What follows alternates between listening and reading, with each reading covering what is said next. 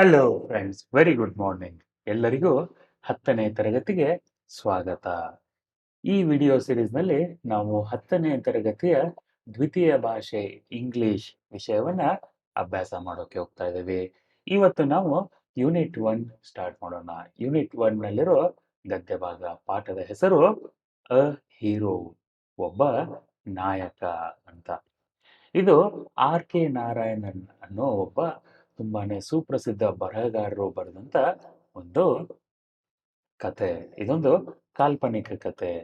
ಈ ಕತೆ ನಡೆಯೋದು ಮಾಲ್ಗುಡಿ ಅನ್ನೋ ಒಂದು ದಕ್ಷಿಣ ಭಾರತದ ಹಳ್ಳಿಯಲ್ಲಿ. ಮಾಲ್ಗುಡಿ ಕೂಡ ಒಂದು ಕಾಲ್ಪನಿಕ ಹಳ್ಳಿ, imaginary village. R K Narayanan ಅವರ ಮಾಲ್ಗುಡಿ ಡೇಸ್ ಅನ್ನುವ ಒಂದು ಕಾದಂಬರಿಯನ್ನ ಟಿವಿ ಸೀರಿಯಲ್ ಧಾರಾವಾಹಿಯಾಗಿ ಕೂಡ ನಿರ್ಮಾಣ ಮಾಡಿದ್ದಾರೆ. ತುಂಬಾನೇ ಇಂಟ್ರೆಸ್ಟಿಂಗ್ ಆಗಿರುವ ಪುಸ್ತಕ. ಮಾಲ್ಗುಡಿ ಡೇಸ್ ಪುಸ್ತಕ ಸಿಕ್ಕರೆ ಓದಿ, ಇಲ್ಲ ಅಂದ್ರೆ ನಿಮ್ಗೆ ಅದರ ವಿಡಿಯೋ ಸೀರೀಸ್ ಸಿಗತ್ತೆ, ಸೀರಿಯಲ್ ಸಿಗತ್ತೆ, ಅದನ್ನು ಕೂಡ ನೋಡೋದಕ್ಕೆ ಪ್ರಯತ್ನ ಮಾಡಿ ಸಾಧ್ಯ ಆದ್ರೆ. ಸದ್ಯಕ್ಕೆ ನಾವು ನಮ್ಮ ಕಾನ್ಸಂಟ್ರೇಷನ್, ನಮ್ಮ ಗಮನ, ಫೋಕಸ್ ಎಲ್ಲ ಪಾಠದ ಮೇಲಿಡೋಣ, ಈ ಕಥೆಯ ಮೇಲಿಡೋಣ.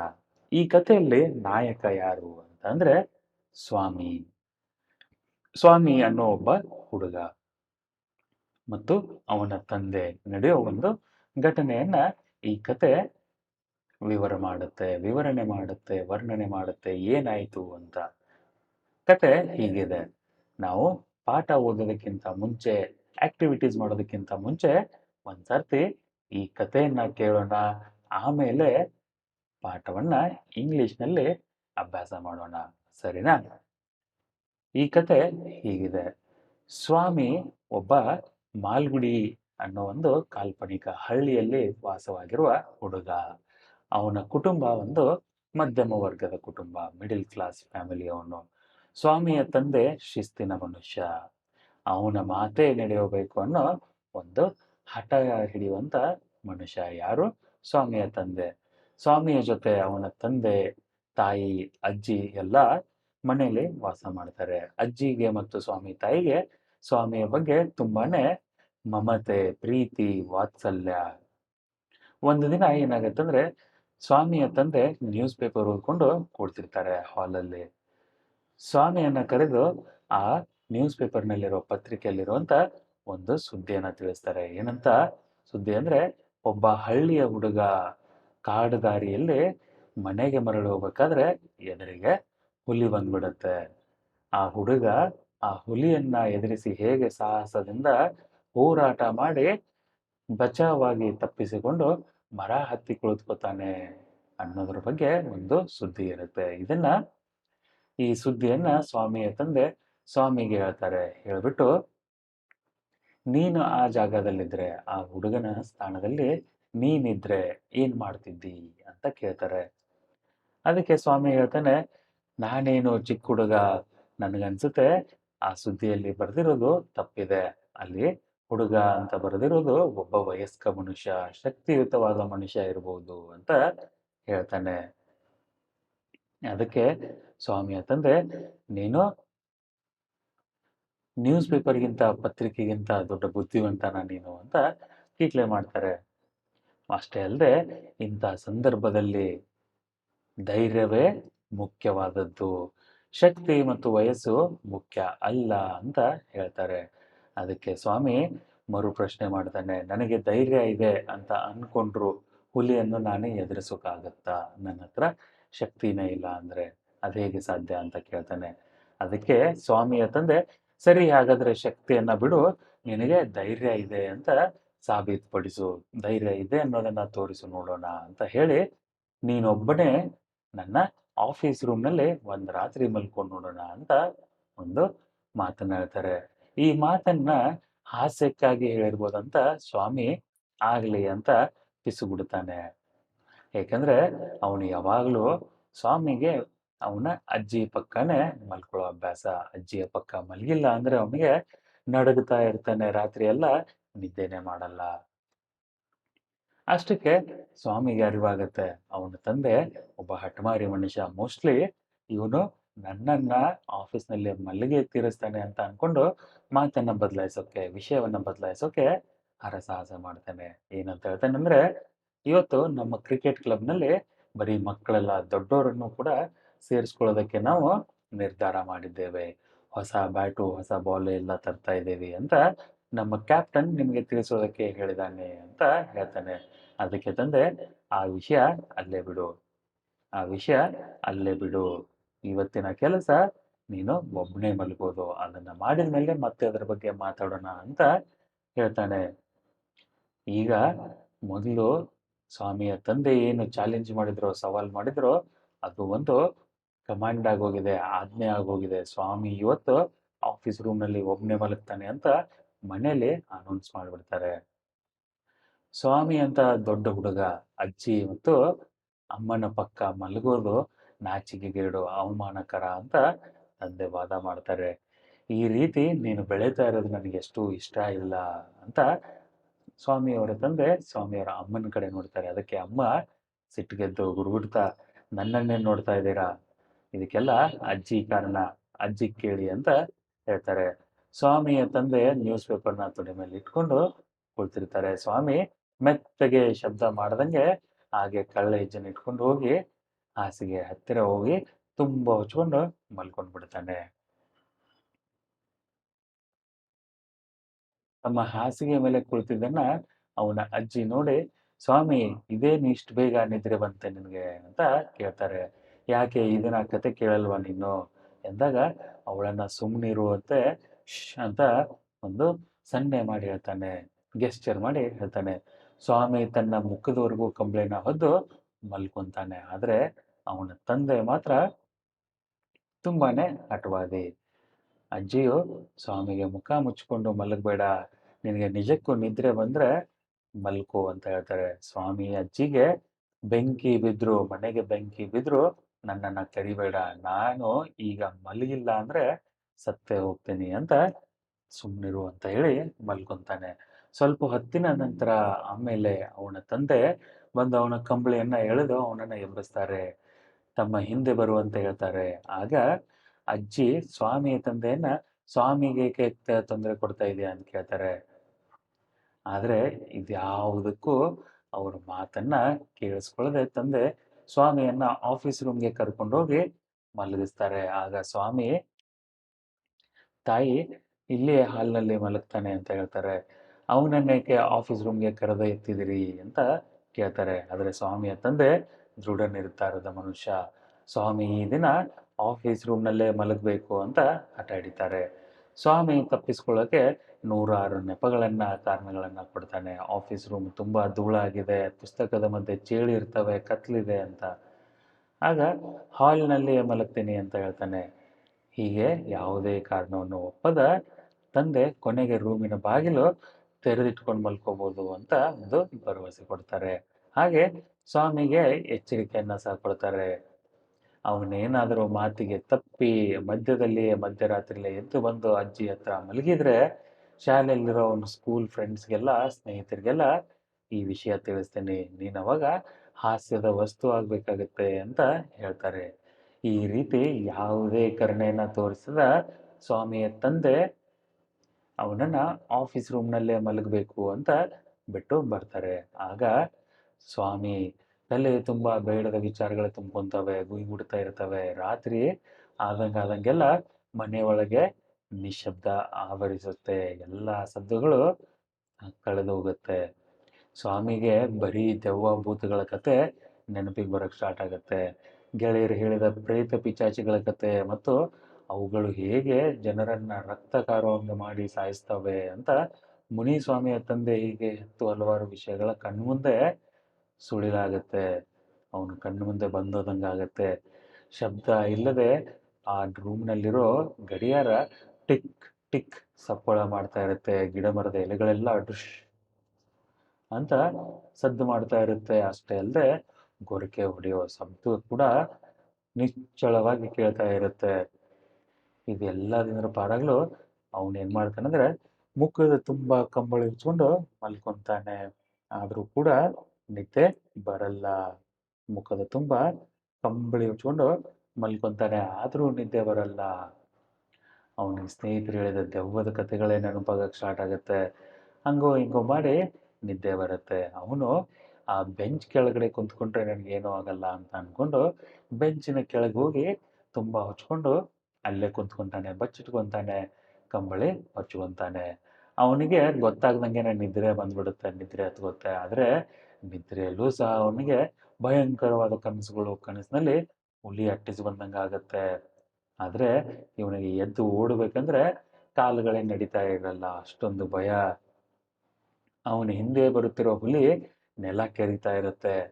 ಅದರ ಚಲನೆಯ ಧಡ್ ಧಡ್ ಶಬ್ದಗಳು ಕೇಳಿಸ್ತಾ ಇರುತ್ತೆ.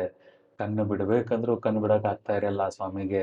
ನಿದ್ರೆಯಲ್ಲಿ ಹೆದರಿ ನರಳ್ತಾ ಇರ್ತಾನೆ, ನಡುಗ್ತಾ ಇರ್ತಾನೆ, ಬೆವಿತಾ ಇರ್ತಾನೆ. ಆದರೆ ತುಂಬಾನೇ ಕಷ್ಟಪಟ್ಟು ಕಣ್ಣು ತೆರಿತಾನೆ. ಕಣ್ಣು ತೆರೆದು ಅಜ್ಜಿ ಪಕ್ಕ ಇದ್ದೇನೆ ಅಂತ ಅನ್ಕೊಂಡು ಅಜ್ಜಿನ ಹುಡ್ಕೋಕ್ ಹೋದ್ರೆ ಅವನ ಕೈ ಸಿಗೋದು ಆ ಬೆಂಚಿನ ಕಾಲು. ಆಗ ಅಲ್ಲಿ ಅವನೊಬ್ಬ ಇರುವುದರಿಂದ ಅರಿವಾಗಿ ಭಯದಿಂದ ಬೆವಿತೊಡಗ್ತಾನೆ. ಹಾಗೆ ಬೆಂಚಿನ ತುದಿವರೆಗೂ ಬಂದು ಕತ್ಲಲ್ಲಿ ದಿಟ್ಟಿಸಿ ನೋಡ್ತಾನೆ. ಆಗ ಅಲ್ಲಿ ಯಾರೋ ಸುತ್ತಾಡ್ತಾ ಇರೋಂಗೆ ಅನ್ಸುತ್ತೆ. ರೂಮ್ನಲ್ಲಿ, ಆ ಆಫೀಸ್ ರೂಮ್ನಲ್ಲಿ ಯಾರೋ ನಡೆದಾಡ್ತಿರೋಂಗೆ ಅನುಭವ ಆಗುತ್ತೆ.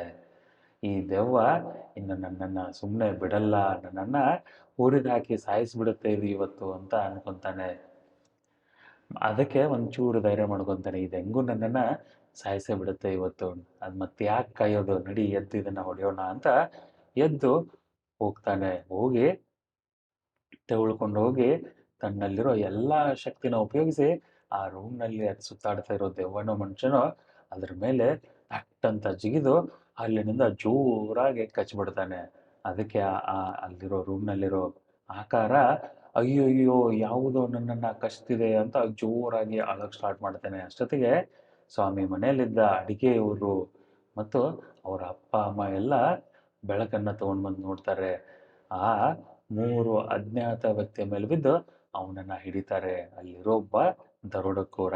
ಆ ವ್ಯಕ್ತಿ ಯಾರಪ್ಪ ಅಂದ್ರೆ ಪೊಲೀಸರಿಗೆ ಬೇಕಾದಂತ ಕುಪ್ರಸಿದ್ಧ ದರೋಡೆಕೋರ. ಪೊಲೀಸರು ಎಷ್ಟು ಪ್ರಯತ್ನ ನಡೆಸಿದ್ರು ಈ ಕಳ್ಳ ಅವನ ಕೈಗೆ ಸಿಕ್ಕಿರಲ್ಲ. ಮಾರನೇ ದಿನ ಸ್ವಾಮಿಯ ಮೇಲೆ ಪ್ರಶಂಸೆಗಳ ಸುರಿಮಳೆನೇ ಆಗುತ್ತೆ. ಒಂದು ರಾತ್ರಿಯಲ್ಲಿ ಅವನು ಒಬ್ಬ ಹೀರೋ ಆಗೋಗಿದ್ದ. ಅವನ ಸ್ಕೂಲ್ನಲ್ಲಿರೋ ಅವನ ಸ್ನೇಹಿತರೆಲ್ಲ ಅವನಿಗೆ ಮರ್ಯಾದೆ ಕೊಟ್ಟು ಗೌರವದಿಂದ ಮಾತಾಡಕ್ಕೆ ಸ್ಟಾರ್ಟ್ ಮಾಡ್ತಾರೆ. ಅವನ ಸ್ಕೂಲ್ನಲ್ಲಿರೋ ಟೀಚರು, ಹೆಡ್ ಮಾಸ್ಟ್ರು ಎಲ್ಲ ಶಭಾಷ್ ಅಂತ ಬೆನ್ನು ತಟ್ಟಿ ಹೇಳ್ತಾರೆ. ನಿಜವಾಗ್ಲೂ ನೀನೊಬ್ಬ ಹೀರೋನೇ ಅಂತ ಹೇಳ್ತಾರೆ. ಅವಾಗ ಪೊಲೀಸ್ ಇನ್ಸ್ಪೆಕ್ಟರ್ ಕೂಡ ಅವನಿಗೆ ನೀನು ಯಾಕೆ ಪೊಲೀಸ್ ಆಗಬಾರ್ದು, ಪೊಲೀಸ್ ಪಡೆ ಸೇರಬಾರ್ದು ಅಂತ ಕೇಳ್ತಾನೆ. ಅದಕ್ಕೆ ಸ್ವಾಮಿ ಆಗಲಿ ಸರ್, ವಿನಯದಿಂದ ಆಗಲಿ ಸರ್, ನಾನು ಪೊಲೀಸ್ ಆಗ್ತೀನಿ ಅಂತ ಹೇಳ್ತಾನೆ. ಇದಕ್ಕಿಂತ ಮುಂಚೆ ಸ್ವಾಮಿಗೆ ರೈಲ್ವೆ ಇಂಜಿನ್ ಡ್ರೈವರ್ ಆಗಬೇಕು, ರೈಲ್ವೆ ಗಾರ್ಡ್ ಆಗಬೇಕು, ಬಸ್ ಕಂಡಕ್ಟರ್ ಆಗಬೇಕು ಅಂತ ಆಸೆಗಳಿರ್ತವೆ. ಆ ದಿನ ರಾತ್ರಿ ಅವನ ತಂದೆ ಮನೆಗೆ ಬಂದ್ಮೇಲೆ ಸ್ವಾಮಿ ಎಲ್ಲಿ ಅಂತ ಕೇಳ್ತಾನೆ. ಅಷ್ಟೊತ್ತಿಗೆ ಅವನ ತಾಯಿ ಅವನು ಈಗಾಗಲೇ ಮಲ್ಕೊಂಡ್ಬಿಟ್ಟಿದ್ದಾನೆ, ನಿನ್ನೆ ರಾತ್ರಿ ಅವನು ಚೂರು ನಿದ್ದೆ ಮಾಡಿಲ್ಲ, ಅವನಿಗೆ ಡಿಸ್ಟರ್ಬ್ ಮಾಡೋಕೆ ಹೋಗ್ಬಿಡಿ, ಕಾಡ್ಬಿಡಿ ಅಂತ ಹೇಳ್ತಾರೆ. ಅವನು ಯಾವಾಗಲೂ ಮಲಗೋ ಜಾಗ ಅಜ್ಜಿ ಪಕ್ಕದಲ್ಲಿ, ಅವನು ಅಜ್ಜಿ ಪಕ್ಕದಲ್ಲೇ ಮಲ್ಕೊಂಡಿದ್ದಾನೆ ಅಂತ ಹೇಳ್ತಾರೆ. ಅದಕ್ಕೆ ಸ್ವಾಮಿಯ ತಂದೆ, ಸ್ವಾಮಿ ತುಂಬಾ ಕಿಲಾಡಿ, ಅದಕ್ಕೆ ನಾನು ಬರೋ ಮೊದಲೇ ಮಲ್ಕೊಂಡ್ಬಿಟ್ಟಿದ್ದಾನೆ ಅಂತ ಗೊನಗ್ತಾರೆ. ಸ್ವಾಮಿಯ ತಾಯಿ ಅವರ ತಾಳ್ಮೆಯನ್ನ ಕಳೆದುಕೊಂಡು ಅವನು ಎಲ್ಲಿ ಬೇಕಾದಲ್ಲಿ ಮಲಗಲಿ, ಇನ್ನೊಮ್ಮೆ ಅವನನ್ನ ಇಂಥ ಅಪಾಯಕ್ಕೆ ತಳ್ಳೋಕೆ ಹೋಗ್ಬಿಡಿ ಅಂತ ಜೋರಾಗಿ ಹೇಳ್ತಾರೆ. ಅದಕ್ಕೆ ಸ್ವಾಮಿಯ ತಂದೆ, ನೀವೆಲ್ಲ ಸೇರಿ ಅವನನ್ನ ಹಾಳು ಮಾಡ್ತಾ ಇದ್ದೀರಾ, ಆಮೇಲೆ ನನ್ನ ಮೇಲೆ ಅದರ ಅಪವಾದ ಮಾತ್ರ ಹೊರ್ಸೋಕ್ ಹೋಗ್ಬೇಡಿ ಅಂತ ಹೇಳ್ತಾರೆ. ಇದನ್ನೆಲ್ಲ ಕಂಬಡಿ ಒಳಗಡೆಯಿಂದಾನೆ ಕದ್ದು ಮುಚ್ಚಿ ಕೇಳ್ತಾರೆ. ಸ್ವಾಮಿ ಉಶ್ ಅಂತ ಉಸಿರು ಬಿಟ್ಟು, ಸದ್ಯ ನಮ್ಮಪ್ಪ ನನ್ನ ವಿಷಯನ ಇಲ್ಲಿಗೆ ಬಿಟ್ಟ ಅಂತ ಹೇಳ್ತಾನೆ. ಇದು ಸ್ವಾಮಿಯ ಕತೆ. ಈ ಕಥೆಯನ್ನ ನಾವು ಇಂಗ್ಲಿಷ್ನಲ್ಲಿ ಓದಕ್ಕೆ ಹೋಗ್ತಾ ಇದ್ದೇವೆ. ಆದರೆ ಆಸ್ ಯೂಶುವಲ್ ನಾವು ಪಾಠ ಮಾಡೋದಕ್ಕಿಂತ ಮುಂಚೆ ಆಕ್ಟಿವಿಟೀಸ್ ಇರ್ತವೆ, ಚಟುವಟಿಕೆಗಳಿರ್ತವೆ. Before you read this anecdote narrated by a person, then answer the question given below. ಇಲ್ಲೊಂದು ಪುಟ್ಟದಾದ ಕಥೆಯನ್ನ ಹೇಳಿದ್ದಾರೆ. ಅನೆಕ್ಡೋಟ್ ಅಂದ್ರೆ ಇಂಗ್ಲಿಷ್ನಲ್ಲಿ ಏನಿರ್ಬೋದು, ದಂತಕಥೆ. ಅನೆಕ್ಡೋಟ್ ಅಂದ್ರೆ ದಂತಕಥೆ. ಇಲ್ಲೊಂದು ಕತೆ ಇದೆ. ಇದನ್ನ ಕೇಳಿ ಕೆಳಗಿರುವ ಪ್ರಶ್ನೆಗಳಿಗೆ ಉತ್ತರ ಬರೀರಿ ಅಂತ ಹೇಳ್ತಾ ಇದ್ದಾರೆ. ಏನಪ್ಪ ಕತೆ ಅಂತಂದ್ರೆ, I was teaching my 8-year-old son Siddhartha about living and non living things. ನಾನು ನನ್ನ 8 ವರ್ಷದ ಮಗನಿಗೆ ಸಜೀವ ಮತ್ತು ನಿರ್ಜೀವ ವಸ್ತುಗಳ ಬಗ್ಗೆ ತಿಳಿಸ್ತಾ ಇದ್ದೆ. Then I asked him to tell me 5 important features 5 important features of living things. ಅವಾಗ ನಾನು ನನ್ನ ಮಗನಿಗೆ ಸಿದ್ಧಾರ್ಥನಿಗೆ ಸಜೀವ ಅಂದ್ರೆ ಜೀವಿಗಳ 5 ಮುಖ್ಯವಾದ ಗುಣಗಳನ್ನ ಹೇಳು ಅಂತ ಕೇಳ್ತೀನಿ. ಅದಕ್ಕೆ ಅವನು ಲಿವಿಂಗ್ ಥಿಂಗ್ಸ್ ಬ್ರೀದ್ ಉಸಿರಾಡ್ತವೆ, ಲಿವಿಂಗ್ ಥಿಂಗ್ಸ್ ಫೀಲ್ ಅವುಗಳಿಗೆ ಭಾವನೆಗಳಿರ್ತವೆ, ಲಿವಿಂಗ್ ಥಿಂಗ್ಸ್ ಮೂವ್ ಅಲ್ಲಾಡ್ತವೆ, ಆ ಕಡೆ ಈ ಕಡೆ ಸುತ್ತಾಡ್ತವೆ, ಲಿವಿಂಗ್ ಥಿಂಗ್ಸ್ ಗ್ರೋ ಓಲ್ಡ್ ಅಂದ್ರೆ ಬೆಳೆದು ದೊಡ್ಡವಾಗ್ತವೆ, ಲಿವಿಂಗ್ ಥಿಂಗ್ಸ್ ಡೈ ಒಂದಿನ ಜೀವಿಗಳು ಸತ್ತೋಗ್ತವೆ ಅಂತ ಉತ್ತರ ಕೊಡ್ತಾನೆ. ಅದಕ್ಕೆ ಅಂದ್ರೆ one more thing I said and it look like he couldn't remember. ಅದಕ್ಕೆ ಅವನಿಗೆ ಏನಾಗುತ್ತೆ ಅಂದ್ರೆ ಅವನಿಗೆ ಇವು 5 ಅಷ್ಟೇ ಗುಣಗಳು ಗೊತ್ತಿತ್ತು, ಇನ್ನೂ ಒಂದು ಗುಣ ಗೊತ್ತಿರಲಿಲ್ಲ ಅಂತ ಅನ್ಸುತ್ತೆ. ಅದಕ್ಕೆ ಅವನು ಫಾರ್ಗೆಟ್ ಅಂತ ಹೇಳ್ತಾನೆ. ಇನ್ನೊಂದು ಜೀವಿಗಳ ಗುಣ ಏನಂದ್ರೆ ಅವುಗಳು ಮರೆತು ಬಿಡುತ್ತವೆ. ಮರೆವು ಒಂದು ಜೀವಿಗಳ ಗುಣ ಅಂತ ಹೇಳ್ತಾನೆ. He finally added I smiled. ನಾನು ಮುಗುಳ್ನಗೆ ಕೊಟ್ಟೆ. ಪ್ರಶ್ನೆ ಏನಪ್ಪಾ ಅಂದ್ರೆ, can you guess why I smiled? ನಾನು ಯಾಕೆ ಮುಗುಳ್ನಕ್ಕೆ, ನನ್ನ ಮುಖದ ಮೇಲೆ ಯಾಕೆ ಸ್ಮೈಲ್ ಬಂತು, ಯಾಕಿರ್ಬೋದು? ಯಾಕಂದ್ರೆ because of Siddhartha's ready wit. Ready wit ಅಂದ್ರೆ ಸದಾ ತಯಾರಾಗಿರುವ ಬುದ್ಧಿವಂತಿಕೆ.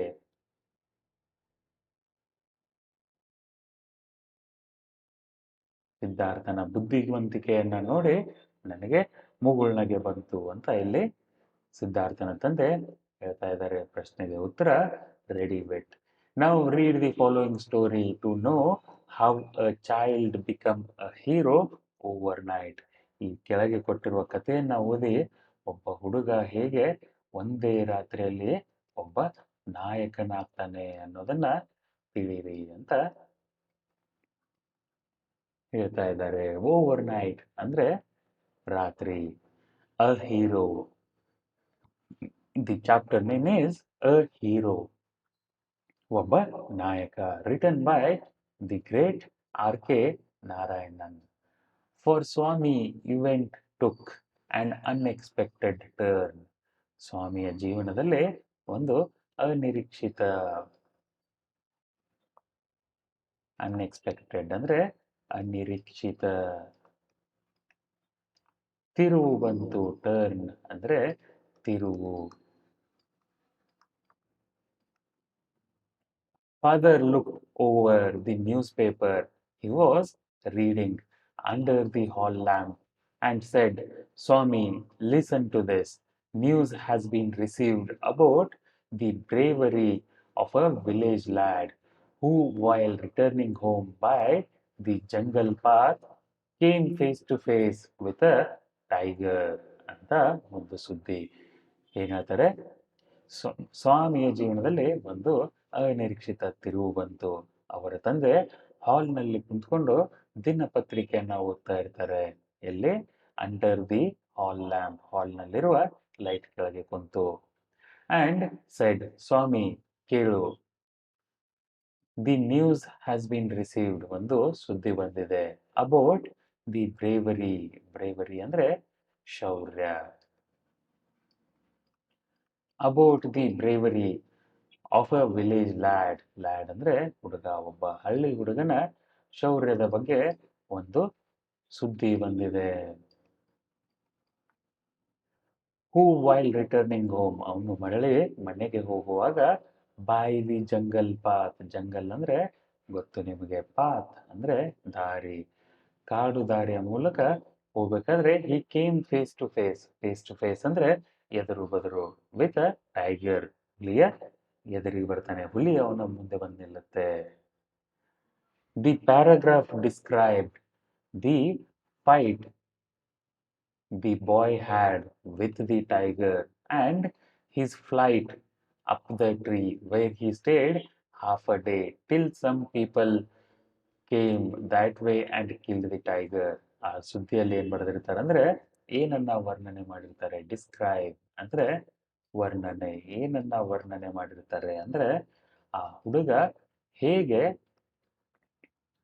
ಆ ಒಂದು ಹುಲಿಯ ಎದುರುಗಡೆ ಬಂದ, ಅದರ ಜೊತೆ ಹೇಗೆ ಹೋರಾಟ ಮಾಡಿ ಫ್ಲೈಟ್ ಅಪ್ ದ ಟ್ರೀ ಅಂದ್ರೆ ಮರ ಹತ್ತಿ ಕುಳಿತುಕೊಂಡ.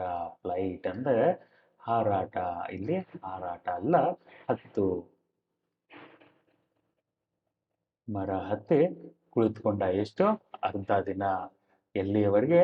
ಆ ದಾರಿಯಲ್ಲಿ till some people came that way, ಆ ದಾರಿಯಲ್ಲಿ ಸ್ವಲ್ಪ ಜನ ಬಂದು ಆ ಹುಲಿಯನ್ನ ಕೊಲ್ಲುವವರೆಗೂ ಅಲ್ಲೇನೆ ಕುಂತಿದ್ದ. ಆಫ್ಟರ್ ರೀಡಿಂಗ್ ಇಟ್ ಥ್ರೂ ಅಂದ್ರೆ ಇದನ್ನ ಓದಿ ಮುಗಿಸಿದ ಮೇಲೆ father looked at Swami fixedly ಅಂದ್ರೆ ಸ್ಥಿರವಾಗಿ. ಸ್ವಾಮಿಯ ತಂದೆ ಸ್ವಾಮಿಯ ಹತ್ತಿರ ಸ್ಥಿರವಾಗಿ ಆ ಕಡೆ ಈ ಕಡೆ ನೋಡ್ದೇನೆ ದಿಟ್ಟಿಸಿ ನೋಡ್ತಾರೆ. And ask, what do you say to that? ನಿನಗೇನ್ ಅನ್ಸುತ್ತೆ, ನೀನೇನ್ ಹೇಳ್ತೀಯಾ ಅಂತ.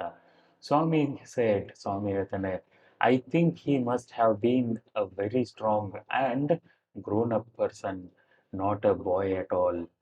ಆ ಹುಲಿಯ ಜೊತೆ ಹೋರಾಡಿದ ಮನುಷ್ಯ ಶಕ್ತಿವಂತ ಮತ್ತು ದೊಡ್ಡವನೇ ಆಗಿರಬೇಕು, ಹುಡುಗ ಆಗೋಕೆ ಸಾಧ್ಯನೇ ಇಲ್ಲ ಅಂತ ಹೇಳ್ತಾನೆ.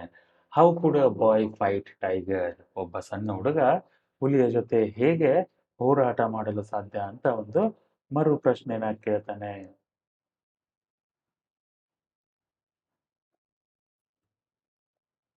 You think you are wiser than the newspaper? ನೀನು ಈ ಪತ್ರಿಕೆಗಿಂತ ಬುದ್ಧಿವಂತ ಅಂತ ಅನ್ಸುತ್ತಾ? ವೈಸರ್ ಅಂದ್ರೆ ಇಲ್ಲಿ ಕಂಪೇರ್ ಮಾಡ್ತಾ ಇದ್ದಾರೆ ಎದ್ರ ಜೊತೆ? ನ್ಯೂಸ್ ಪೇಪರ್ ಜೊತೆ. ವೈಸರ್ ಅಂದ್ರೆ ಬುದ್ಧಿವಂತ. ನೀನು ನ್ಯೂಸ್ ಪೇಪರ್ಗಿಂತ ಬುದ್ಧಿವಂತ ಅಂತ ಫಾದರ್ ಸ್ನೇರ್ಡ್ ಅಂದ್ರೆ ಒಂದು ಸ್ನೀರ್ ಅಂದ್ರೆ ತಿರಸ್ಕಾರದ ಮುಗುಳುನಗೆ.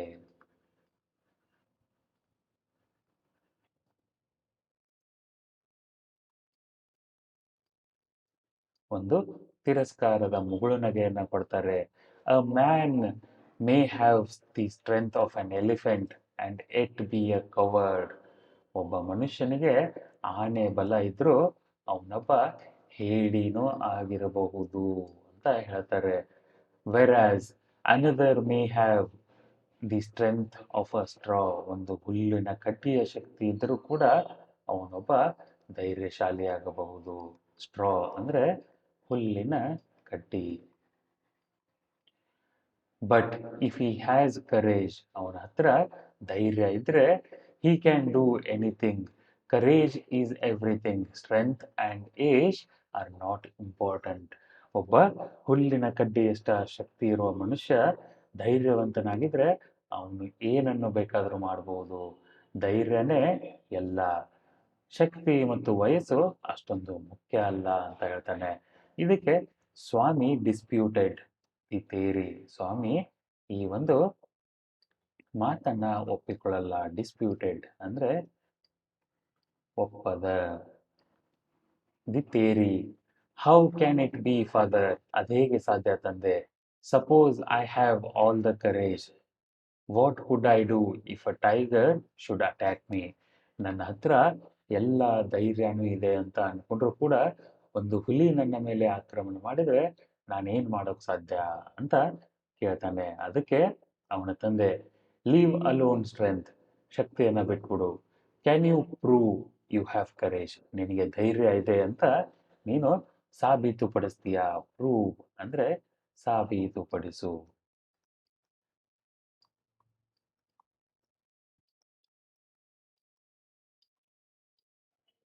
Let me see if you can sleep alone tonight at my office room. ಇವತ್ತು ನೀನು ನನ್ನ ಆಫೀಸ್ ರೂಮ್ನಲ್ಲಿ ಒಬ್ಬನೇ ಮಲ್ಕೊಂತೀಯ ಅಂತ ನೋಡೋಣ ಅಂತ ಒಂದು ಚಾಲೆಂಜ್ ಆಗ್ತಾರೆ, ಸವಾಲು ಮಾಡ್ತಾರೆ. ಅ ಫ್ರೈಟ್ಫುಲ್ ಪ್ರಪೋಸಿಷನ್ ಅಂದ್ರೆ ಫ್ರೈಟ್ಫುಲ್ ಅಂದ್ರೆ ಭಯಂಕರವಾದ ಪ್ರಸ್ತಾಪ.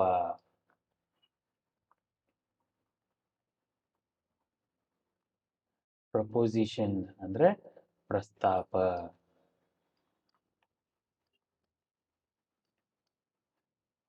ಒಂದು ಭಯಂಕರವಾದ ಪ್ರಸ್ತಾಪ, ಸ್ವಾಮಿ ಥಾಟ್ ಅನ್ಕೊಂತಾನೆ. He had always slept beside his granny. Granny ಅಂದ್ರೆ ಗ್ರ್ಯಾಂಡ್ ಮದರ್, ಅವನ ಅಜ್ಜಿ. ಸ್ವಾಮಿ ಯಾವಾಗ್ಲೂ ಅವನ ಅಜ್ಜಿಯ ಜೊತೆ ಪ್ಯಾಸೇಜ್ ಅಂದ್ರೆ ಮನೆ ಒಳಗಡೆ ಬರುವಂತ ದಾರಿ ಹತ್ರ ಮಲ್ಕೊಂತಾನೆ. And any change in this arrangement, ಈ ವ್ಯವಸ್ಥೆಯಲ್ಲಿ ಏನಾದರೂ ಬದಲಾವಣೆಗಳಾದರೆ, ಅರೇಂಜ್ಮೆಂಟ್ ಅಂದ್ರೆ ವ್ಯವಸ್ಥೆ, ಈ ವ್ಯವಸ್ಥೆಯಲ್ಲಿ ಯಾವುದೇ ಬದಲಾವಣೆಗಳಾದ್ರೆ he kept trembling and awake all night. ಅಜ್ಜಿಯ ಪಕ್ಕಕ್ಕೆ ಮಲಗಿಲ್ಲ, ಅಮ್ಮನ ಪಕ್ಕಕ್ಕೆ ಮಲಗಿಲ್ಲ ಅಂದ್ರೆ ಅವನಿಗೆ ರಾತ್ರಿ ಎಲ್ಲ ಭಯದಿಂದ ನಡುಕ ಬರ್ತಿತ್ತು. ಟ್ರೆಂಬ್ಲಿಂಗ್ ಅಂದ್ರೆ ನಡುಕ, ಅವೇಕ್ ಅಂದ್ರೆ ಎಚ್ಚರಿಕೆಯಿಂದನೇ ಇರ್ತಿದ್ದ. He hoped at first that father was only joking. ಅವನ ತಂದೆ ತಮಾಷೆ ಮಾಡ್ತಾ ಇದ್ದಾರೆ ಅಂತ ಅನ್ಕೊಂಡಿದ್ದ, ಜೋಕ್ ಮಾಡ್ತಾ ಇದ್ದಾರೆ, ಕೀಟ್ಲೆ ಮಾಡ್ತಾ ಇದ್ದಾರೆ ಅಂತ ಅನ್ಕೊಂಡಿದ್ದ. ಹಿ ಮಂಬಲ್ಡ್ ವೀಕ್ಲಿ, ಎಸ್, ತಮಾಷೆ ಮಾಡ್ತಾ ಇದ್ದಾರೆ ಅಂತ ಅನ್ಕೊಂಡು ಸುಮ್ಮನೆ ಸಣ್ಣ ಧ್ವನಿಯಲ್ಲಿ, ಮಂಬಲ್ ಅಂದ್ರೆ ಪಿಸುಗುಡು,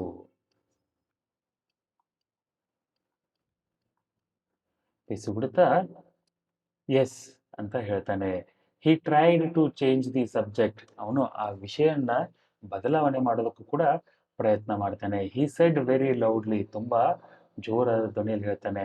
and with a great deal of enthusiasm, ತುಂಬಾನೇ ಉತ್ಸಾಹದಿಂದ ಹೇಳ್ತಾನೆ. ಎಂಥೂಸಿಯಾಸಮ್ ಅಂದ್ರೆ ಉತ್ಸಾಹ. ಅವನು ಅವನ ತಂದೆಗೆ ಜೋರು ಧ್ವನಿಯಲ್ಲಿ ಉತ್ಸಾಹದಿಂದ ಹೇಳ್ತಾನೆ, we are going to admit even the elders in our cricket club hereafter. ಇನ್ನು ಮುಂದೆ ನಾವು ನಮ್ಮ ಕ್ರಿಕೆಟ್ ಕ್ಲಬ್ನಲ್ಲಿ ಹಿರಿಯರನ್ನು ಕೂಡ ಸೇರಿಸ್ಕೋತಾ ಇದ್ದೀವಿ. ಹಿಯರ್ ಆಫ್ಟರ್ ಅಂದ್ರೆ ಇನ್ನು ಮುಂದೆ.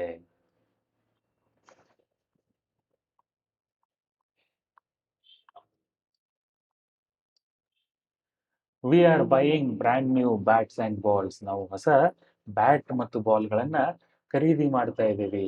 ಅವರ್ ಕ್ಯಾಪ್ಟನ್, ನಾಯಕ, ನಮ್ಮ ನಾಯಕ has ask me to tell you, ಇದನ್ನ ನಿಮ್ಗೆ ಹೇಳೋದಕ್ಕೆ ಹೇಳಿದ್ದಾನೆ ಅಂತ ಹೇಳ್ತಾನೆ.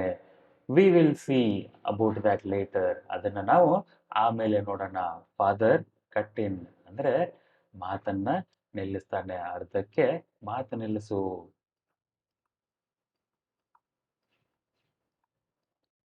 ಸ್ವಾಮಿ ಮಾತಾಡೋ ಮಾತುಗಳನ್ನ ಅವರ ತಂದೆ ಅದನ್ನೆಲ್ಲ ಮುಂದೆ ನೋಡೋಣ ಅಂತ ಹೇಳಿ ನಿಲ್ಲಿಸ್ತಾರೆ.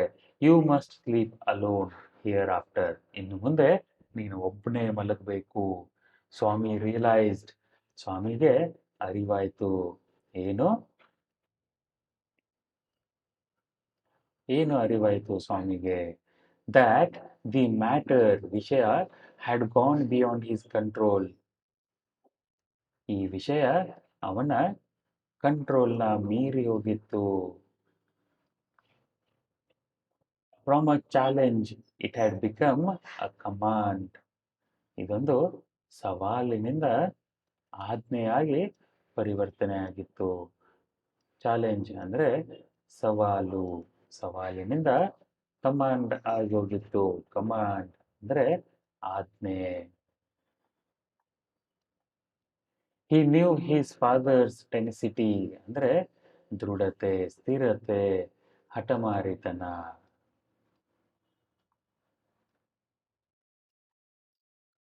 ಅವನಿಗೆ ಅವನ ತಂದೆಯ ಟೆನಾಸಿಟಿ ಗೊತ್ತಾಗಿತ್ತು. He knew his father's tenacity in such moments, ಇಂತಹ ಸಂದರ್ಭಗಳಲ್ಲಿ ಅವನ ತಂದೆ ಹೇಗೆ ಹಠ ಮಾಡ್ತಾರೆ, ಹೇಗೆ ದೃಢ ನಿರ್ಧಾರ ತಗೋತಾರೆ ಅಂತ ಸ್ವಾಮಿಗೆ ಗೊತ್ತಿತ್ತು. From the first of next month I will sleep alone father, ಮುಂದಿನ ತಿಂಗಳ 1ನೇ ತಾರೀಕಿನಿಂದ ನಾನು ಒಬ್ಬನೇ ಮಲ್ಕೊಂತೀನಿ ತಂದೆ, ಅಪ್ಪ ಅಂತ ಸ್ವಾಮಿ ಹೇಳ್ತಾನೆ. ಅದಕ್ಕೆ ಸ್ವಾಮಿಯ ತಂದೆ, no, you must do it now, ಇವಾಗಿನಿಂದಲೇ ಒಬ್ಬನೇ ಮಲ್ಕೋಬೇಕು ನೀವು. It is disgraceful sleeping beside granny or mother like a baby, ನೀನು ಇಷ್ಟು ದೊಡ್ಡವನಾದ್ಮೇಲೂ ಕೂಡ ಅಜ್ಜಿ ಜೊತೆ, ತಾಯಿ ಜೊತೆ ಮಲಗೋದು ನಾಚಿಕೆಗೇಡಿನ ವಿಷಯ. ಡಿಸ್ಗ್ರೇಸ್ಫುಲ್ ಅಂದ್ರೆ ನಾಚಿಕೆಗೇಡು, ಅಪಮಾನಕರ ಅಂತ ಅರ್ಥ. No, you must do it now. It is disgraceful sleeping beside granny or mother like a baby. ಮಗುವಿನ ತರ ತಾಯಿ ಜೊತೆ ಅಜ್ಜಿ ಜೊತೆ ಮಲಗೋದು ನಾಚಿಕೆಗೇಡಿನ ವಿಷಯ ಅಂತ ಹೇಳ್ತಾರೆ. You are in the second form and I don't like the way you are being brought up. ನೀನು ಇವಾಗ ಬೆಳೆದಿದ್ದೀಯಾ, ದೊಡ್ಡವನಾಗಿದ್ದೀಯಾ, ನಿನ್ನನ್ನು ಬೆಳೆಸ್ತಾ ಇರೋ ರೀತಿ ನನಗೆ ಒಂಚೂರು ಇಷ್ಟ ಇಲ್ಲ. ಬ್ರಾಟ್ ಅಪ್ ಅಂದರೆ ಬೆಳೆಸು, ವೇ ಅಂತ ಅಂದರೆ ಇಲ್ಲಿ ರೀತಿ.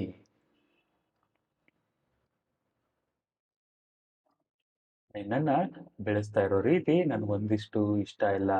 ಹಿ said and looked at his wife. ಇದನ್ನು ಹೇಳ್ತಾ ಅವರ ಹೆಂಡತಿ ಹತ್ರ ನೋಡ್ತಾರೆ. Who was rocking the cradle. Who was rocking the cradle ಅಂತ ಅಂದರೆ ತೊಟ್ಟಿಲನ್ನು ತೂಗು. ರಾಕಿಂಗ್ ಅಂದರೆ ತೂಗು, ಕ್ರಾಡಲ್ ಅಂದರೆ ತೊಟ್ಟಿಲು. ತೊಟ್ಟಿಲು ತೂಗ್ತಾ ಕುಳಿತಿರುವ ಅವನ ತಾಯಿ ಕಡೆ ನೋಡ್ತಾ ಇರ್ತಾರೆ. Why do you look at me while you say it. ನೀವು ಅದನ್ನು ಹೇಳಬೇಕಾದ್ರೆ ನನ್ನ ಹತ್ರ ಯಾಕೆ ನೋಡ್ತಾ ಇದ್ದೀರಾ? She asked. I hardly know anything about the boy. ನನಗೆ ಈ ಹುಡುಗನ ಬಗ್ಗೆ ಏನೂ ಗೊತ್ತಿಲ್ಲ ಅಂತ ಜೋರಾಗಿ ಹೇಳ್ತಾರೆ. ಅದಕ್ಕೆ ಸ್ವಾಮಿಯ ತಂದೆ, no no, I don't mean you said the father.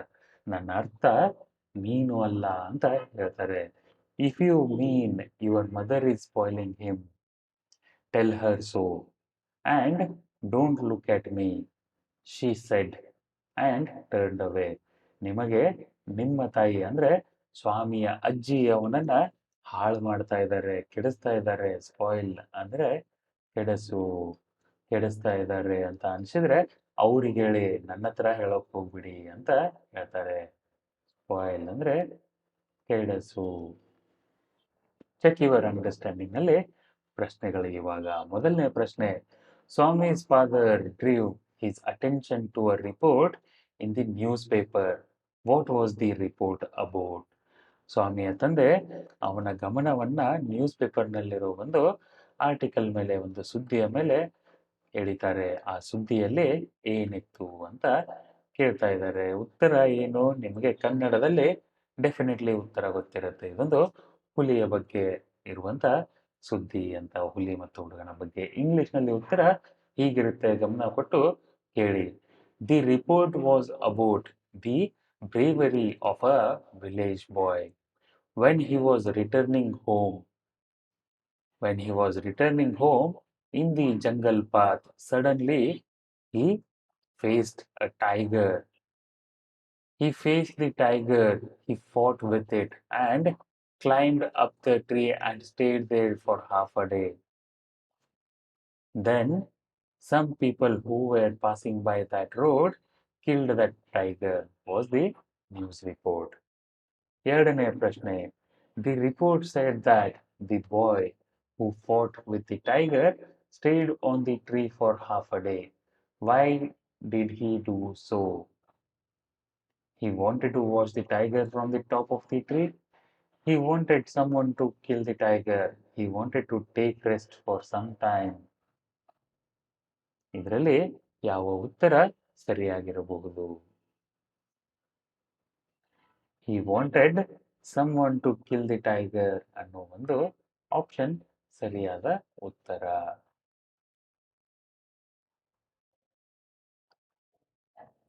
ಕೆಳಗೆ ಒಂದಿಷ್ಟು ಶಬ್ದಗಳಿದ್ದಾವೆ, ಇವುಗಳನ್ನು ನೋಡಿ ಇಂಗ್ಲಿಷ್ನಲ್ಲಿ ಅರ್ಥ ಮಾಡ್ಕೊಳ್ಳೋದಕ್ಕೆ ಪ್ರಯತ್ನ ಮಾಡಿ.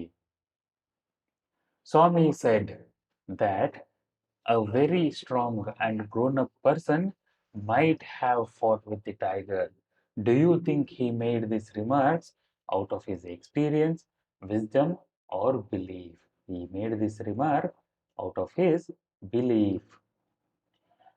ನಾಲ್ಕನೆಯ ಪ್ರಶ್ನೆ, can you prove you have courage? Swami father said. Was he joking or serious?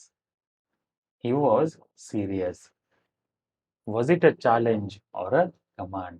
It was a challenge initially, but later turned into a command ಅಂತ ಉತ್ತರ ಬರೀತೀರಾ.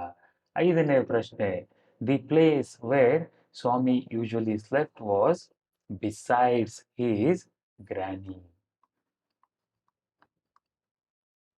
Besides his granny. What is disgraceful according to Swami's father? According to Swami's father, it is disgraceful for a grown-up boy like Swami to sleep beside his mother and grandmother. 6ನೇ ಪ್ಯಾರಾಗ್ರಾಫ್ನಲ್ಲಿ Swami's father sat gloomily gazing at the newspaper on his lap. ಅವಾಗ ಸ್ವಾಮಿಯ ತಂದೆ ಆ ದಿನಪತ್ರಿಕೆಯನ್ನ ಅವರ ಲ್ಯಾಪ್ ಅಂದ್ರೆ ತೊಡೆಯ ಮೇಲೆ ಇಟ್ಕೊಂಡು ಓದೋಕೆ ಸ್ಟಾರ್ಟ್ ಮಾಡ್ತಾರೆ. ಗ್ಲೂಮಿಲಿ ಅಂದ್ರೆ ಏನರ್ಥ?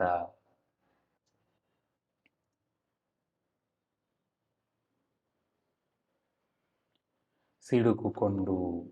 ಗೇಜಿಂಗ್ ಅಂದ್ರೆ ಏನರ್ಥ?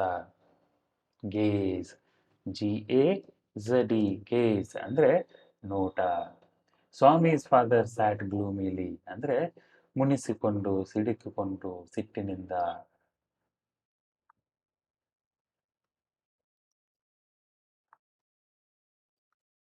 ಸಿಡುಕಿಕೊಂಡು ಕುಳಿತುಕೊಂಡು ಆ ನ್ಯೂಸ್ ಪೇಪರ್ ಹತ್ರ ನೋಡ್ತಾರೆ. ಗೇಜ್ ಅಂದ್ರೆ ನೋಟ, ಗೇಜಿಂಗ್ ಅಂದ್ರೆ ನೋಡುತ್ತಾ. ನ್ಯೂಸ್ ಪೇಪರ್ ಇನ್ ಹೀಸ್ ಲ್ಯಾಪ್, ಲ್ಯಾಪ್ ಅಂದ್ರೆ ಮಡಿಲು. ಅವರ ಮಡಿಲಿನಲ್ಲಿ ಆ ನ್ಯೂಸ್ ಪೇಪರ್ ಇಟ್ಕೊಂಡು ನೋಡ್ತಾ ಇರ್ತಾರೆ. ಸ್ವಾಮಿ ರೋಸ್ ಸೈಲೆಂಟ್ಲಿ. ರೋಸ್ ಅಂದ್ರೆ ಇಲ್ಲಿ ಗುಲಾಬಿ ಹೂವು ಅಲ್ಲ, ರೋಸ್ ಅಂದ್ರೆ ಎದ್ದ. ಸೈಲೆಂಟ್ಲಿ ಅಂದ್ರೆ ನಿಶಬ್ದವಾಗಿ. And tiptoed to his bed. Tiptoed ಅಂದ್ರೆ ಮೆಲ್ಲಗೆ ಹೆಜ್ಜೆ ಹಾಕು. ಟಿಪ್ ಟೋಡ್ ಅಂದ್ರೆ ಮೆಲ್ಲಗೆ ಹೆಜ್ಜೆ.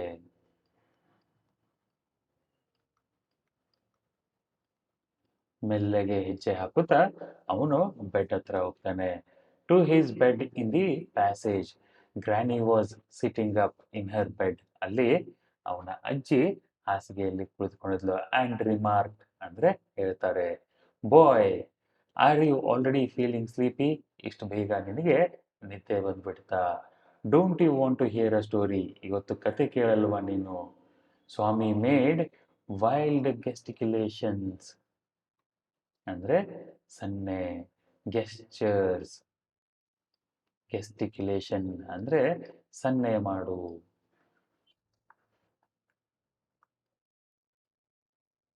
ಅಂದ್ರೆ ಕೈಯಿಂದನೇ ಮಾತಾಡುವ, ಸದ್ದು ಮಾಡದಂಗೆ. To silence his granny but that good lady saw nothing. ಆ ಅಜ್ಜಿಗೆ ಏನು ಕಾಣಲಿಲ್ಲ. So Swami threw himself on his bed and pulled the blanket over his face. ಅದಕ್ಕೆ ಸ್ವಾಮಿ ಏನ್ ಮಾಡ್ತಾನೆ, he threw himself on bed ಅಂದ್ರೆ ದಡ್ಡ ಅಂತ ಹಾಸಿಗೆ ಮೇಲೆ ಮಲ್ಕೊಂಡು ಬ್ಲಾಂಕೆಟ್ ಕಂಬಳಿಯನ್ನ ಮುಖದ ತುಂಬಾ ಹೊಚ್ಕೊಂತಾನೆ. Granny said, don't cover your face. ಮುಖ ಮುಚ್ಕೋಬೇಡ. Are you really very sleepy? ನಿನಗೆ ನಿಜವಾಗ್ಲೂ ನಿದ್ದೆ ಬಂದಿದ್ಯಾ? Swami leaned over and whispered. Leaned over ಅಂದ್ರೆ ಅಜ್ಜಿ ಕಡೆ ಬಾಗಿ ಮೆಲ್ಲನೆ ಧ್ವನಿಯಲ್ಲಿ ಹೇಳ್ತಾನೆ. ಲೀನ್ಡ್ ಓವರ್ ಅಂದ್ರೆ ಬಾಗಿ. ಲೀನ್ ಅಂದ್ರೆ ಬಾಗಿಸು, ಬಾಗು. ಲೀನ್ಡ್ ಓವರ್ ಅಂದ್ರೆ ಬಾಗಿ. ವಿಸ್ಪರ್ಡ್ ಅಂದ್ರೆ ಮೆಲ್ಲನೆ ಧ್ವನಿಯಲ್ಲಿ ಮಾತಾಡು.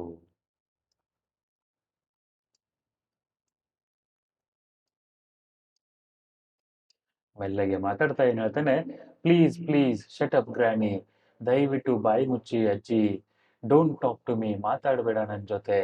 And don't let anyone call me even if the house is on fire. ಮನೆಗೆ ಬೆಂಕಿ ಹತ್ತಿದ್ರು ಕೂಡ ನನ್ನನ್ನ ಯಾರು ಕರೆದ್ರು ಎಬ್ಸೋಕ್ ಹೋಗ್ಬೇಡ. If I don't sleep at once. ಇವಾಗ ನಾನು ತಕ್ಷಣ ಮಲಗಲಿಲ್ಲ ಅಂದ್ರೆ, ಅಟ್ ಒನ್ಸ್ ಅಂದ್ರೆ ತಕ್ಷಣ. ತಕ್ಷಣ ಮಲಗಲಿಲ್ಲ ಅಂದ್ರೆ ಪರ್ಹ್ಯಾಪ್ಸ್ ಐ ಶಾಲ್ ಡೈ. ನಾನು ಸತ್ತೇ ಹೋಗ್ಬಿಡ್ತೇನೆ ಮಲಗಲಿಲ್ಲ ಅಂದ್ರೆ ಅಂತ ಹೇಳ್ತಾ ಕಂಬಳಿಯನ್ನ ಮುಖದ ಮೇಲೆ ಹಚ್ಕೊಂತಾನೆ.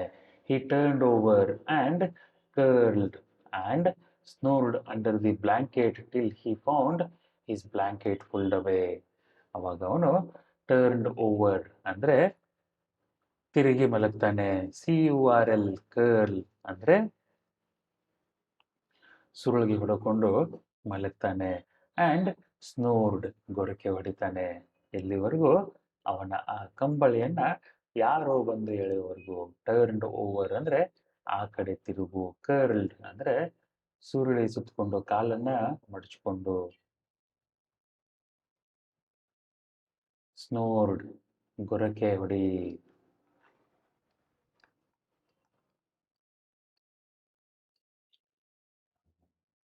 Under the blanket till he found his blanket pulled away.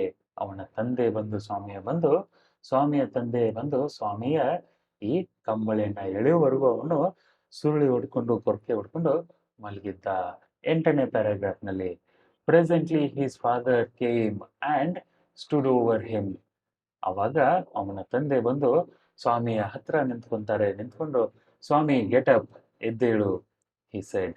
He looked like an apparition in the semi-darkness of the passage. He looked like an apparition.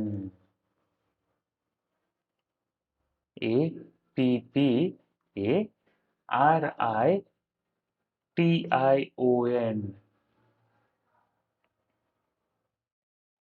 ಅಪೆರಿಷನ್ ಅಂದ್ರೆ ಗೋಚರತೆ. ಆ ಅರ್ಧಮರ್ಧ ಸೆಮಿ ಡಾರ್ಕ್ನೆಸ್ ಅಂದ್ರೆ ಅರ್ಧಮರ್ಧ ಬೆಳಕಿನಲ್ಲಿ ಗೋಚರಗೊಂಡ್ರು. ಅಪಿಯರ್ ಅನ್ನೋ ಶಬ್ದದಿಂದ ಬಂದಿರುವ ಅಪೆರೇಷನ್ ಅನ್ನೋದು ಅರ್ಥ ಗೋಚರತೆ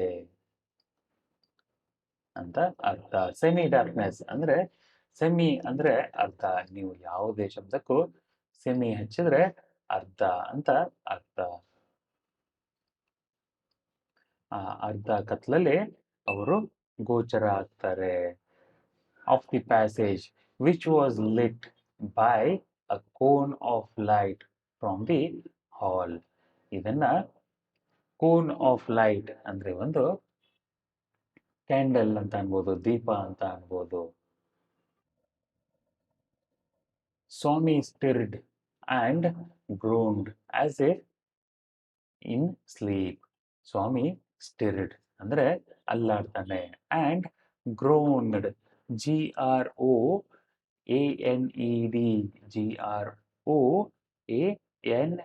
GROANED ಗ್ರೋನ್ಡ್ ಅಂದ್ರೆ ನರಳು. ಗ್ರೋನ್ಡ್ ಅಂದ್ರೆ ನರಳು. ನಿದ್ದೆಯಲ್ಲಿರೋ ತರ ನಾಟಕ ಮಾಡ್ತಾನೆ, ನರಳುತ್ತಾನೆ.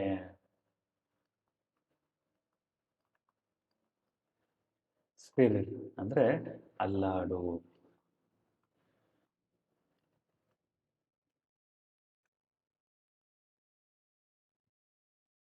As if in sleep, father said, "Get up, Swami." Granny pleaded. Granny ಕೇಳ್ಕೊಂತಾರೆ. Why do you disturb him? ಅವನನ್ನ ಯಾಕೆ ತೊಂದರೆ ಕೊಡ್ತಾ ಇದೀಯಾ? ಡಿಸ್ಟರ್ಬ್ ಅಂದ್ರೆ ತೊಂದರೆ ಕೊಡು, ಡಿಸ್ಟರ್ಬ್ ಮಾಡಬೇಡ ಅಂತ ಗೊತ್ತಿರುತ್ತೆ ನಿಮಗೆ.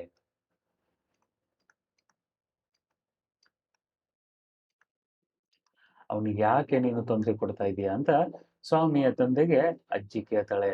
Get up Swami, said the father for the third time. And Swami got up. 3ನೇ ಸಾರ್ತಿ ಸ್ವಾಮಿಯ ತಂದೆ ಎದ್ದೇಳು ಅಂತ ಅಂದಾಗ ಸ್ವಾಮಿ ಎದ್ದು ಕುಂತ್ಕೊಂತಾನೆ. Father rolled up his bed. ಅವನ ಹಾಸಿಗೆಯನ್ನ ಸುತ್ತಾರೆ.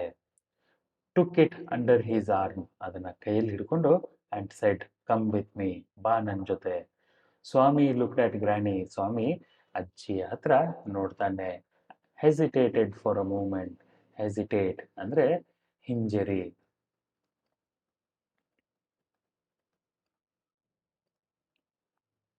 ಹೆಸಿಟೇಟೆಡ್ ಫಾರ್ ಅ ಮೂಮೆಂಟ್ ಒಂದು ಕ್ಷಣ ಅವನು ಹಿಂಜರಿತಾನೆ. ಮೂಮೆಂಟ್ ಅಂದ್ರೆ ಇಲ್ಲಿ ಕ್ಷಣ.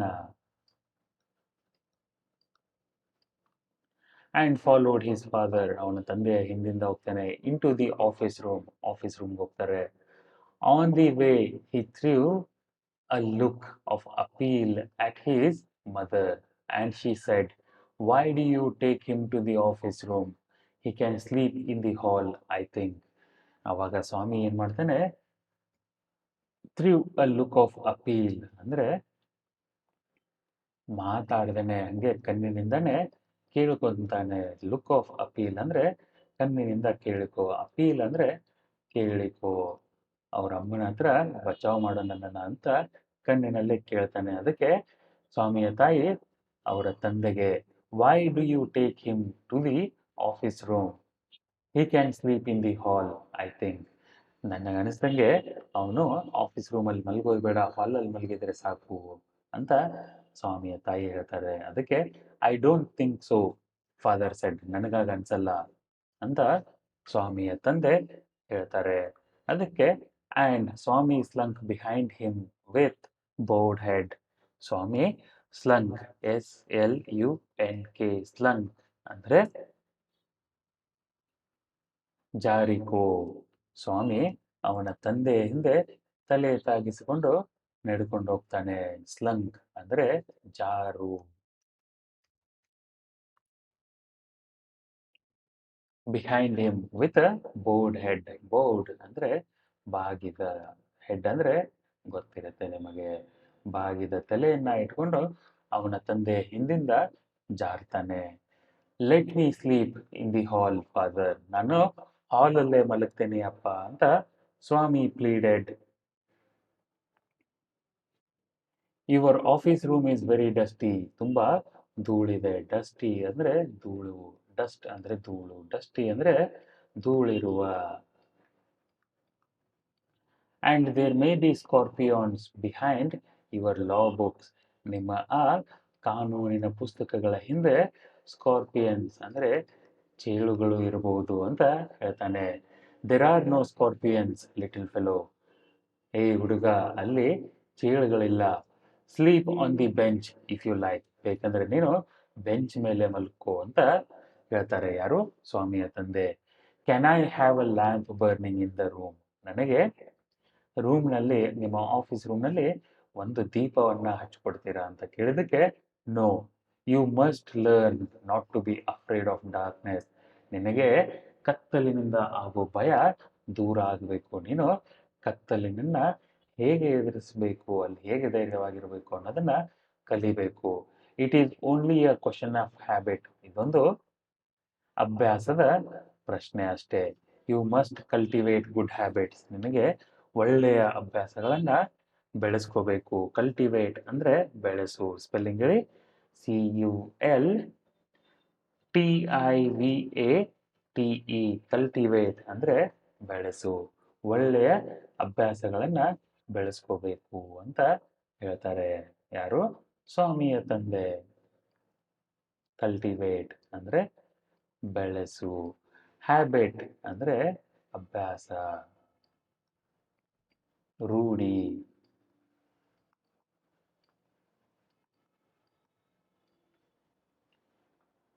Will you at least leave the door open, asked ಸ್ವಾಮಿ.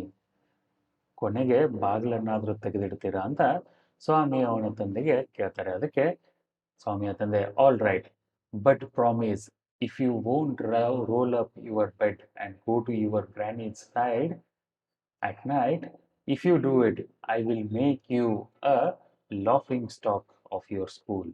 ಆದರೆ ಬಾಗಿಲನ್ನು ತೆಗೆದಿಡ್ತೇನೆ, ಒಂದು ನೀನು ಪ್ರಾಮಿಸ್ ಏನು ಮಾಡ್ಬೇಕಂದ್ರೆ, ನೀನು ಮಧ್ಯರಾತ್ರಿ ಎದ್ದು ಅಜ್ಜಿಯ ಹತ್ರ ಹೋಗಿ ಮಲಗಬಾರ್ದು.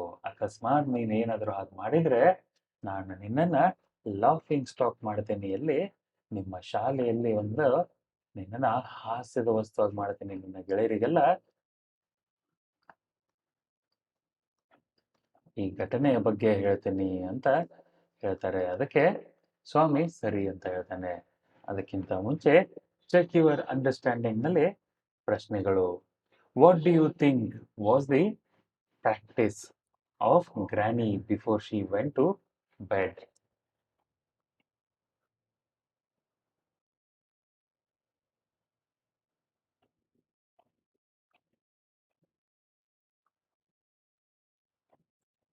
As usual, Granny was loving her grandson and used to tell stories, patting him, taking care, and showered her love.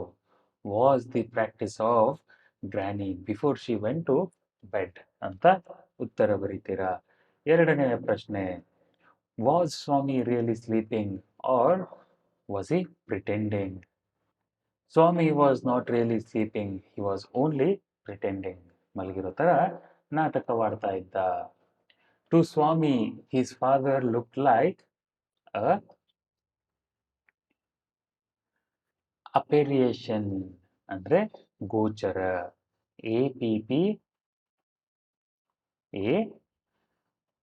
APPARITION. Why do you think Swami looked at his granny and his mother while following his father to the room? Swami looked at his granny and his mother because he hoped that they would come to his rescue and ask his father not to compel Swami to sleep in the office room ಅಂತ ಉತ್ತರ ಬರೀತೀರಾ. ಐದನೆಯ ಪ್ರಶ್ನೆ, there might be scorpions behind your law books, said Swami. Had he seen them earlier, or were there scorpions really? Uttara, Swami might or might not have seen the scorpions. From the story, we cannot make out whether he uses this as an excuse to escape sleeping in the office room or he actually seen Scorpios. However, learning about Swami and his naughtiness, it might be referring to scorpions behind the law books as an excuse only. So he do not have to sleep in the office room.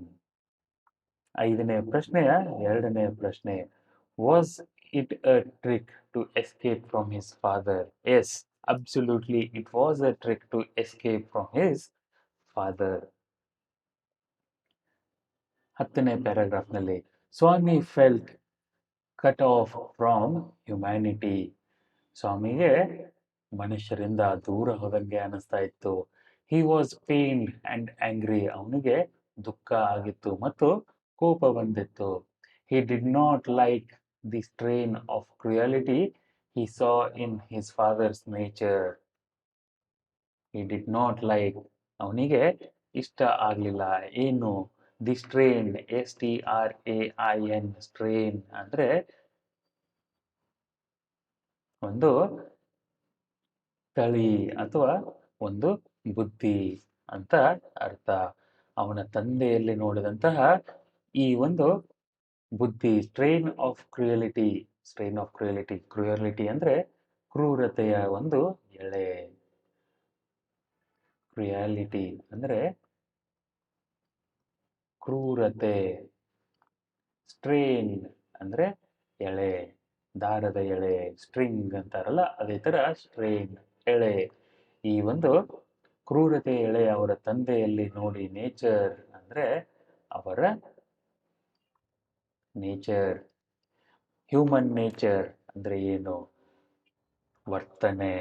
ಅವರ ವರ್ತನೆಯಲ್ಲಿಯ ಕ್ರೂರತೆ ನೋಡಿ ಸ್ವಾಮಿಗೆ ಒಂದಿಷ್ಟು ಅರ್ಥ ಆಗಲಿಲ್ಲ, ಇಷ್ಟನೂ ಆಗಲಿಲ್ಲ. ಸ್ವಭಾವ. He hated the newspaper for printing the tiger story. ಅವನು ಆ ನ್ಯೂಸ್ ಪೇಪರ್ನ ದ್ವೇಷಿಸಿದ. ಯಾಕೆ? ಆ ಒಂದು ಹುಲಿಯ ಕಥೆಯನ್ನ ಪ್ರಿಂಟ್ ಮಾಡಿದ್ದಕ್ಕೆ.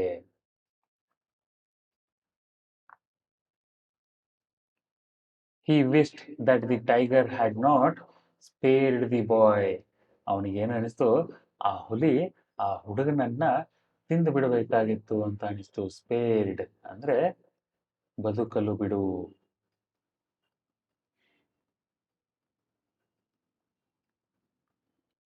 Who didn't appear to be a boy after all, but a monster. ಈ ಹುಡುಗ, ಆ ಹುಲಿಯಿಂದ ತಪ್ಪಿಸಿಕೊಂಡು ಬಂದ ಹುಡುಗ ಸ್ವಾಮಿಯ ಜೀವನದಲ್ಲಿ ಒಬ್ಬ ಹುಡುಗ ಅಲ್ಲ, ಒಬ್ಬ ರಾಕ್ಷಸನಾಗಿ ಬಂದಿದ್ದ. ಆಸ್ ದಿ ನೈಟ್ ಅಡ್ವಾನ್ಸ್ಡ್, ಹೇಗೆ ರಾತ್ರಿ ಮುಂದೆ ಹೋಯಿತು, the silence in the house deepened, ನಿಶ್ಶಬ್ದತೆ ಆ ಕಡೆ ಈ ಕಡೆ ಆವರಿಸಿಕೊಂಡಿತು. ಹಿಸ್ ಹಾರ್ಟ್ ಬೀಟ್ ಫಾಸ್ಟರ್, ಸ್ವಾಮಿಯ ಹೃದಯ ಬಡಿತ ತುಂಬಾ ಜೋರಾಯಿತು. He remembered all the stories of devils and ghosts he had heard in his life. ಅವನಿಗೆ ಅವನ ಜೀವನದಲ್ಲಿ ಕೇಳಿರುವ ಎಲ್ಲ ದೆವ್ವ ಭೂತಗಳ ಕತೆ, ಡೆವಿಲ್ಸ್ ಆ್ಯಂಡ್ ಗೋಸ್ಟ್ಸ್ ಅಂದರೆ ದೆವ್ವ ಭೂತಗಳ ಕತೆ ನೆನಪಾಯಿತು. How often his chum Mani had seen the devil in the banyan tree at his street end. ಅವನ ಪರಿಚಯದವನೊಬ್ಬ ಮಣಿ ಅನ್ನೋನು ಹೇಗೆ ಅವನ ಮನೆಯ ಎದುರುಗಡೆ ಇರುವ ಒಂದು ಆಲದ ಮರದಲ್ಲಿ ಎಷ್ಟು ದೆವ್ವಗಳನ್ನ ನೋಡಿದ್ದ ಅಂತ ಹೇಳಿದ್ದನ್ನ ನೆನಪಾಯಿತು. ಚಮ್ ಅಂದ್ರೆ ಗೆಳೆಯ, ಆಪ್ತ ಗೆಳೆಯ, ಆಪ್ತ ಮಿತ್ರ.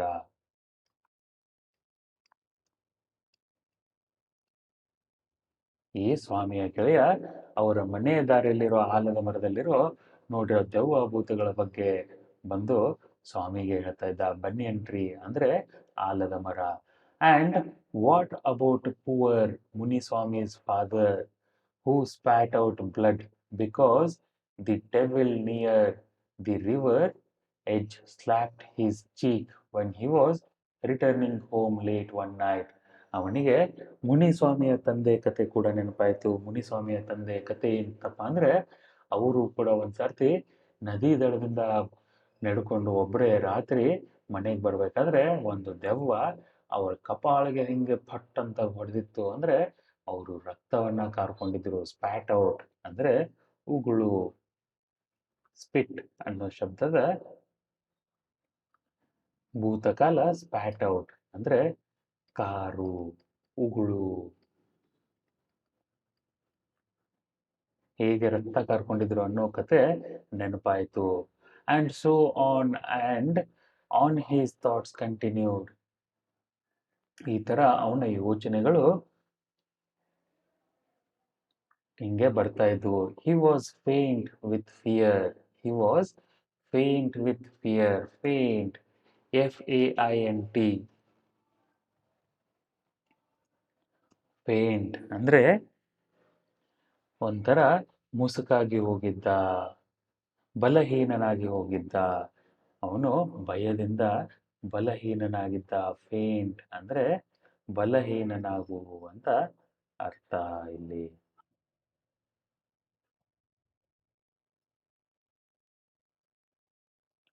ಅವನು ಭಯದಿಂದ ಬಲಹೀನನಾಗಿದ್ದ. A ray of light from the street lamp strayed ಇನ್.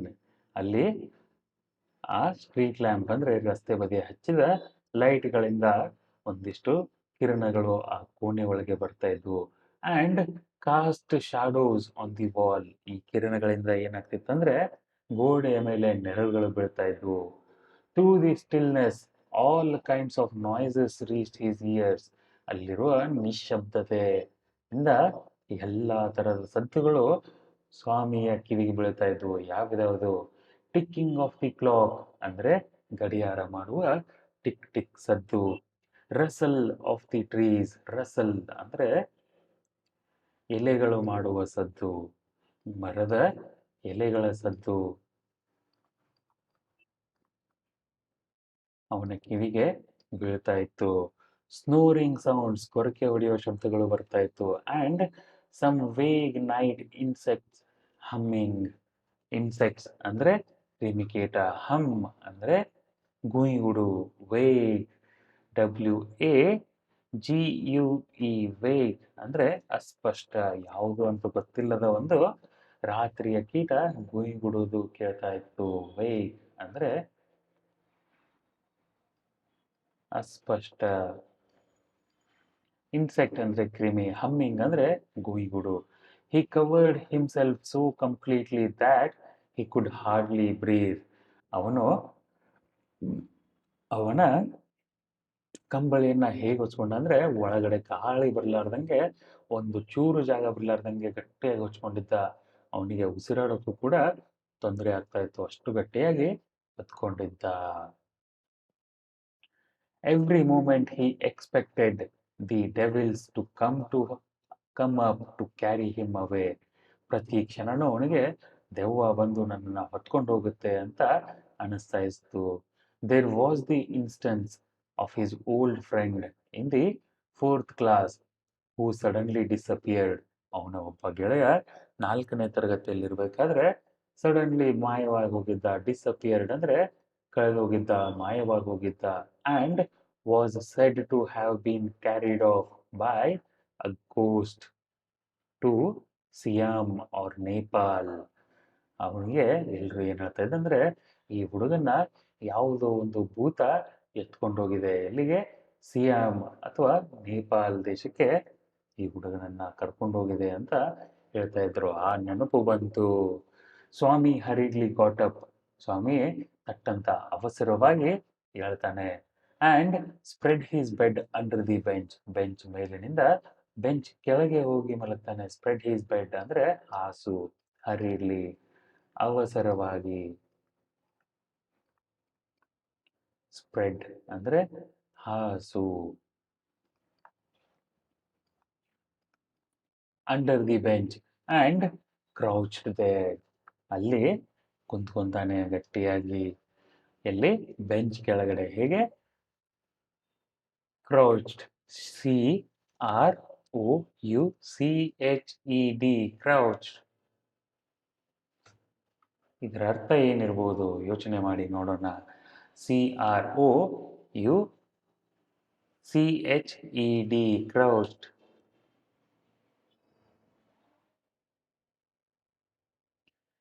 ಕಾಲುಗಳನ್ನ ಮಡಿಚಿಕೊಂಡು, ಅಂದ್ರೆ ಮೊಣಕಾಲುಗಳು ಎದೆಗೆ ಬರೋ ತರ ಕಾಲುಗಳನ್ನ ಮಡಿಚಿಕೊಂಡು ಗಟ್ಟಿಯಾಗಿ ಹಿಡ್ಕೊಂಡು ಕುಳಿತುಕೊಂತಾರಲ್ಲ, ಅದನ್ನ ಕ್ರೌಚ್ಡ್ ಅಂತ ಹೇಳ್ತಾರೆ.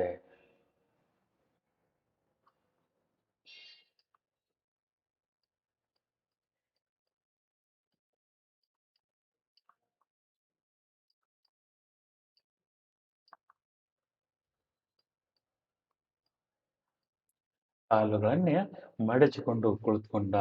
It seemed to be a much safer place. ಆ ಬೆಂಚಿನ ಕೆಳಗಿರೋ ಜಾಗ ತುಂಬಾನೇ ಸುರಕ್ಷಿತವಾದ ಜಾಗ ಅಂತ ಅನಿಸ್ತು. More compact and reassuring. ಒಂದು ಚಿಕ್ಕ ಸ್ಥಳ, ಆದರೂ ಕೂಡ ಭರವಸೆ ಕೊಡುವಂತ ಸ್ಥಳ ಆಗಿತ್ತು.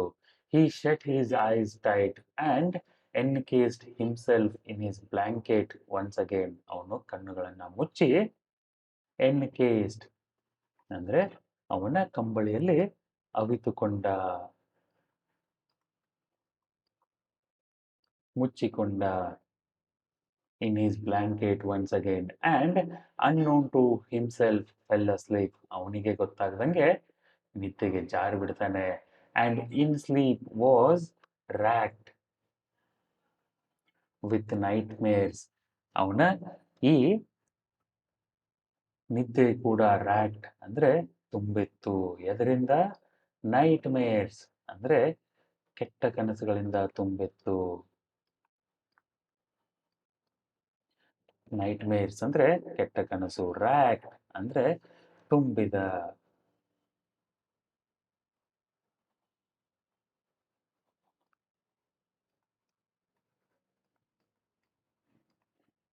ಅವನ ಈ ನಿದ್ದೆ ಕೂಡ, ಅಲ್ಪ ನಿದ್ದೆ ಕೂಡ ಕೆಟ್ಟ ಕನಸುಗಳಿಂದ ತುಂಬಿತ್ತು. ಅ ಟೈಗರ್ ವಾಸ್ ಚೇಸಿಂಗ್ ಹಿಮ್.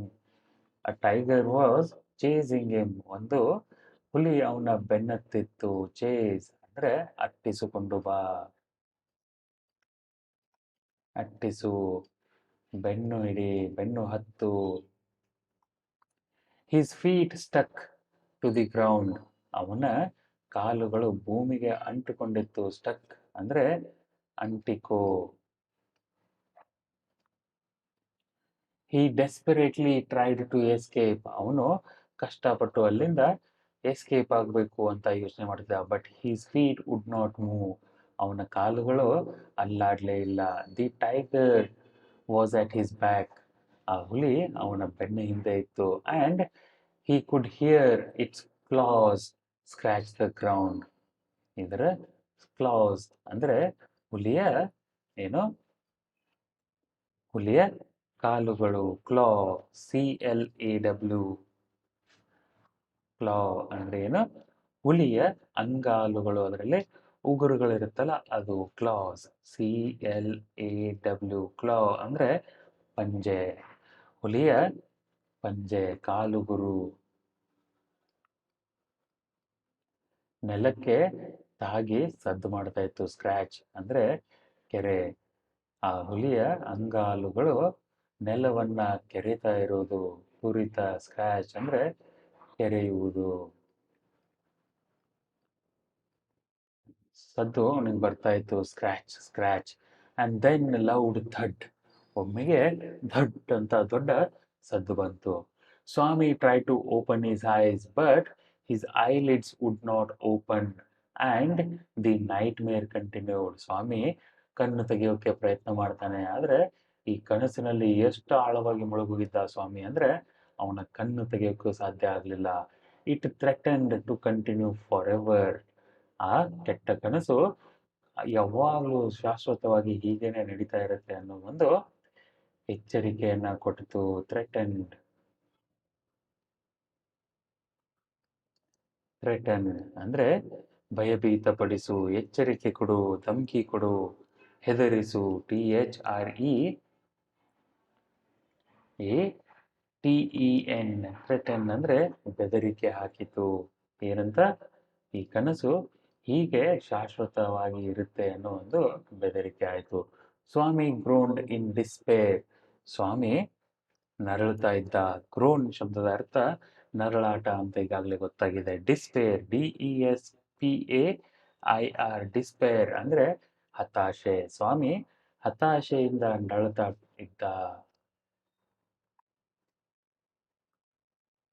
ಹತಾಶೆಯಿಂದ ನರಳುತ್ತಾ ಇದ್ದ. With desperate effort he opened his eyes. ಅವನು ಹೇಗೋ ಕಷ್ಟಪಟ್ಟು ಅವನ ಕಣ್ಣುಗಳನ್ನ ತೆಗಿತಾನೆ. He put his hand out to feel his granny's presence at his side, as was his habit, but he only touched the wooden leg of the bench. ಹೇಗೋ ಕಷ್ಟಪಟ್ಟು ಕಣ್ಣು ತೆಗೆದು ಪಕ್ಕಕ್ಕೆ ಅಜ್ಜಿ ಮಲಗಿರೋಳನ್ನ ಮುಟ್ ನೋಡ್ಬೇಕು ಅಂತ ಕೈ ಚಾಚಿದ್ರೆ ಅವನ ಕೈಗೆ ಸಿಕ್ಕಿರೋದು ಬರೀ ಆ ಕಟ್ಟಿಗೆಯ ಬೆಂಚಿನ ಕಾಲು. And his lonely state came back to him. ಅವಾಗ ಅವನಿಗೆ ಅರಿವಾಯಿತು. ಲೋನ್ಲಿ ಅಂದ್ರೆ ಏಕಾಂತದ ಅರಿವಾಯಿತು.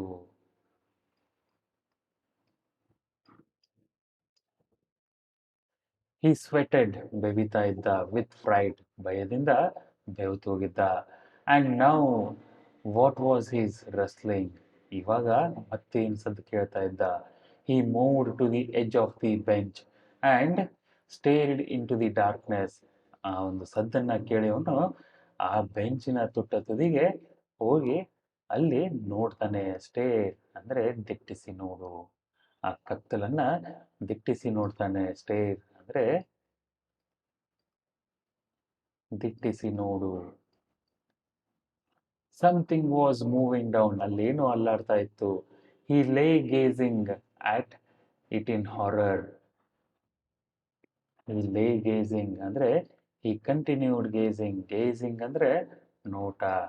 ಇನ್ ಹಾರರ್ ಅಂದ್ರೆ ಭಯದಿಂದ ಆ ಕಡೆ ನೋಡೋದನ್ನ ಕಂಟಿನ್ಯೂ ಮಾಡ್ತಾನೆ. His end had come. ಅವನಿಗೆ ಅವನ ಕೊನೆ ಬಂದಿತ್ತು, ಅವನ ಸಾವು ಬಂದಿತ್ತು ಅಂತ ಅನ್ಕೊಂತಾನೆ. He realised that the devil would presently pull him out and tear him.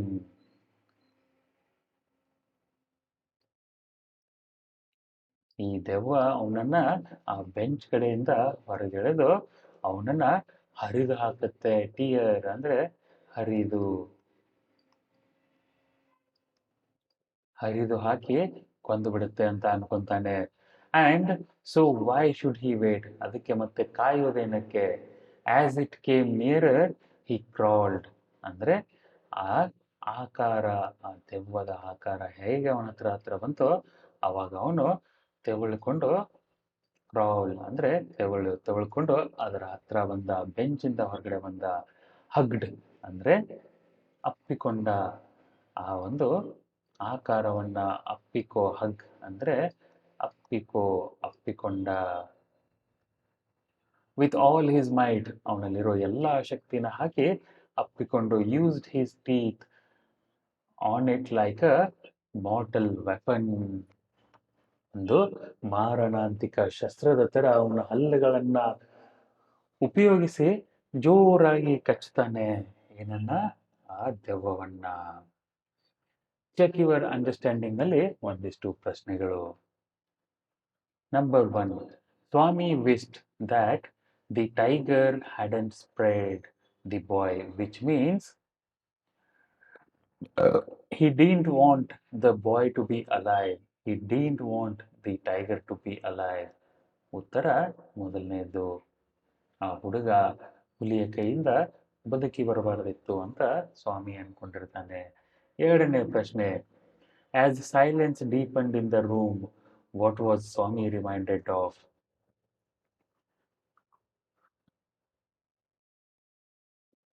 As silence deepened in the room, Swami was reminded of all the stories of devils and ghosts he had heard from his chum Mani, and the stories of Muni Swami's father and his fourth class friend who had been carried off by a ghost. Not just that, he also reminded of the stories he had heard of ghosts and devils in his life ಅಂತ ಉತ್ತರ ಬರೀತೀರಾ.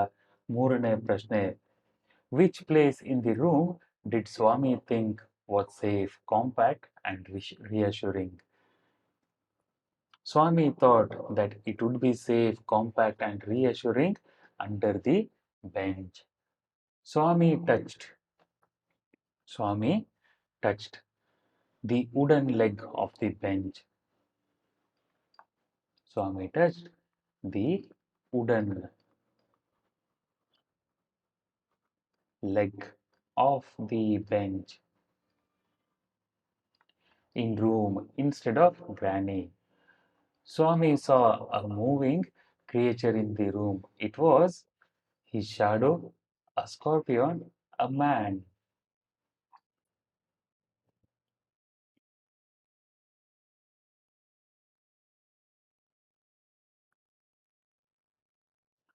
ಹದಿನಾಲ್ಕನೇ ಪ್ಯಾರಾಗ್ರಾಫ್ನಲ್ಲಿ, ಅಯ್ಯೋ something has bitten me, ನನ್ನನ್ನು ಏನೋ ಕಡಿತಾ ಇದೆ. Vent fourth ಅನ್ ಅಗನೈಸ್ಡ್ ಥಂಡರಿಂಗ್ CRY. ಅಗನೈಸ್ಡ್ ಅಂದರೆ ನೋವಿನಿಂದ ತುಂಬಿದ, ಅಗೋನಿ ಅಂದರೆ ನೋವು, ಅಗನೈಸ್ಡ್ ಅಂದರೆ ನೋವಿನಿಂದ ತುಂಬಿದ ಒಂದು ದೊಡ್ಡ ಧ್ವನಿ. ಥಂಡರಿಂಗ್ ಕ್ರೈ ಅಂದರೆ ದೊಡ್ಡ ಧ್ವನಿಯಲ್ಲಿ ಅಳುತ್ತಾ, ಥಂಡರಿಂಗ್ ಅಂದರೆ ದೊಡ್ಡ ಧ್ವನಿ.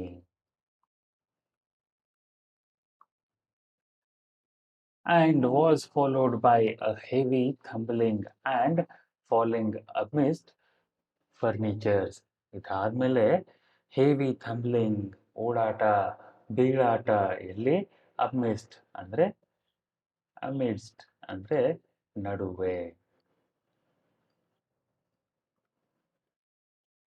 In a moment, father, cook and a servant came in carrying light.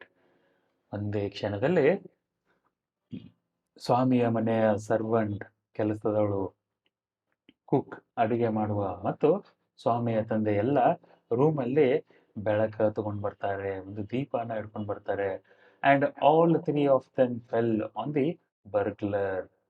ಈ 3 ಜನ ಆ ಬರ್ಗ್ಲರ್ ಅಂದ್ರೆ ದರೋಡೆಕೋರ,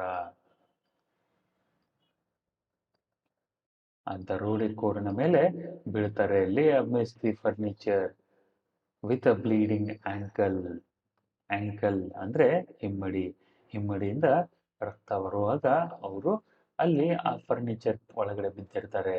congratulations were showered on Swami next year. ಪ್ರಶಂಸೆಗರ ಸುರಿಮಳೆ ಆಯಿತು. His classmates looked at him with respect.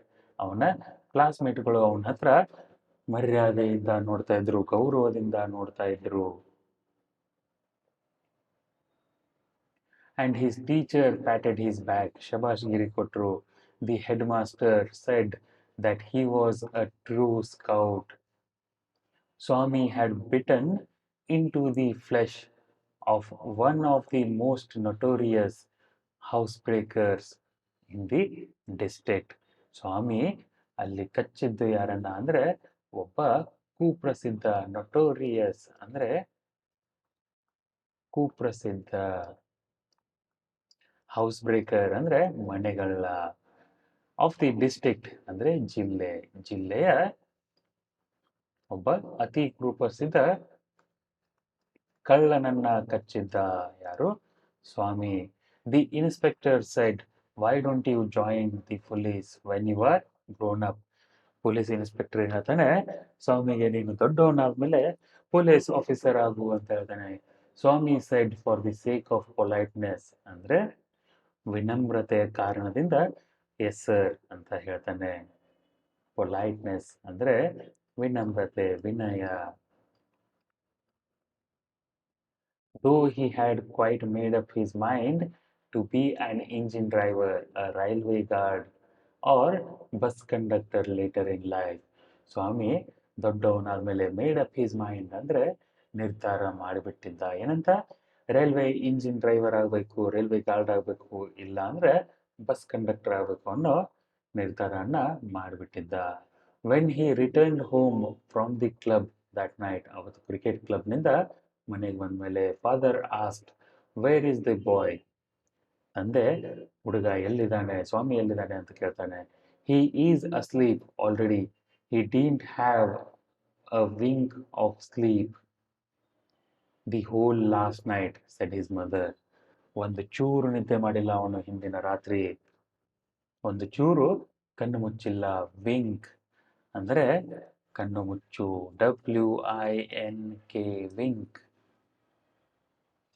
ಕಣ್ಣು ಮಿಟುಕಿಸು, ಒಂದು ಕಣ್ಣು ರೆಪ್ಪೆ ಬಿಡಿಯಷ್ಟು ಅವನು ನಿದ್ದೆ ಮಾಡಿಲ್ಲ. ವಿಂಕ್ ಅಂದ್ರೆ ರೆಪ್ಪೆ ಬಿಡಿಯೋದು, ಕಣ್ಣು ರೆಪ್ಪೆ ಬಿಡಿಯೋದು. ಮಿಟುಕಿಸು, ಮಿನುಗು, ಕಣ್ಣು ಹೊಡೆಯೋದು ಅಂತಾನೆ ಹೇಳ್ತಾರೆ. ಕಣ್ಣು ಮಿಟುಕಿಸು. ದಿ ಹೋಲ್ ಲಾಸ್ಟ್ ನೈಟ್, ಅದಕ್ಕೆ ಅವನು ಕೇಳ್ತಾನೆ, ಯಾರು ಸ್ವಾಮಿಯ ತಂದೆ, ವೇರ್ ಈಸ್ ಈ ಸ್ಲೀಪಿಂಗ್, ಎಲ್ಲಿ ಮಲಗಿದ್ದಾನೆ. ಇನ್ ಹೀಸ್ ಯೂಶುವಲ್ ಪ್ಲೇಸ್, ಅವನು ದಿನ ಮಲಗೋ ಜಾಗದಲ್ಲೇ ಮಲಗಿದ್ದಾನೆ. Mother said casually, he went to bed at 7:30, ಸಾಯಂಕಾಲ 7:00 ಅವನು ಮಲ್ಕೊಂಡ್ಬಿಟ್ಟಿದ್ದಾನೆ. Sleeping beside his granny again, father said, ಮತ್ತೆ ಅವನು ಅಜ್ಜಿ ಹತ್ರ ಮಲ್ಕೊಂಡ. No wonder he wanted to be asleep before I could return home, clever boy. ಏನು ಇದರಲ್ಲಿ ಆಶ್ಚರ್ಯ ಇಲ್ಲ, ನಾನು ಮನೆಗೆ ಬಂದರೆ ಅವನ್ನ ಮತ್ತೆ ಒಬ್ಬನೇ ಮಲ್ಕೋ ಅಂತ ಹೇಳ್ತೀನಿ ಅಂತ ನಾನು ಬರೋಕ್ಕಿಂತ ಮುಂಚೆನೇ ಮಲಗಿಬಿಟ್ಟಿದ್ದಾನೆ. ಏನು ಆಶ್ಚರ್ಯ ಇಲ್ಲ. ಮದರ್ ಲಾಸ್ಟ್ ಹರ್ ಟೆಂಪರ್, ಸ್ವಾಮಿಯ ತಾಯಿಗೆ ಸಿಟ್ಟು ಬರುತ್ತೆ, ತಾಳ್ಮೆ ಕಳ್ಕೊತಾರೆ. You let him sleep where he likes, ಅವನಿಗೆ ಎಲ್ಲಿ ಇಷ್ಟನೋ ಅಲ್ಲಿ ಮಲ್ಗೋಗ್ಬಿಡಿ. You need not risk his life again, ನೀವು ಅವನ ಜೀವನದ ಜೊತೆ ಮತ್ತೆ ಆಟ ಆಡೋದು ಬೇಡ, ಅಪಾಯಕ್ಕೆ ತಳ್ಳೋಕೆ ಹೋಗ್ಬಿಡಿ. ಫಾದರ್ ಮಂಬಲ್ಡ್, ಪಿಸುಗುಟ್ತಾರೆ. As he went into change, all right Molly Coddle, and spoil him as much as you like, only don't blame me afterwards. ನಿಮಗೆ ಎಷ್ಟು ಬೇಕೋ ಅಷ್ಟು ಅವನ್ನ ಹಾಳು ಮಾಡಿ, ಆಮೇಲೆ ಅವನು ಹಾಳಾದ ಅಂತ ನನ್ನ ಮೇಲೆ ಆರೋಪ ಹೊರಿಸೋಕೆ ಹೋಗ್ಬೇಡಿ ಅಂತ ಹೇಳ್ತಾರೆ. ಬ್ಲೇಮ್ ಅಂದ್ರೆ ಆರೋಪ, ಬ್ಲೇಮ್ ಅಂದ್ರೆ ಆರೋಪ.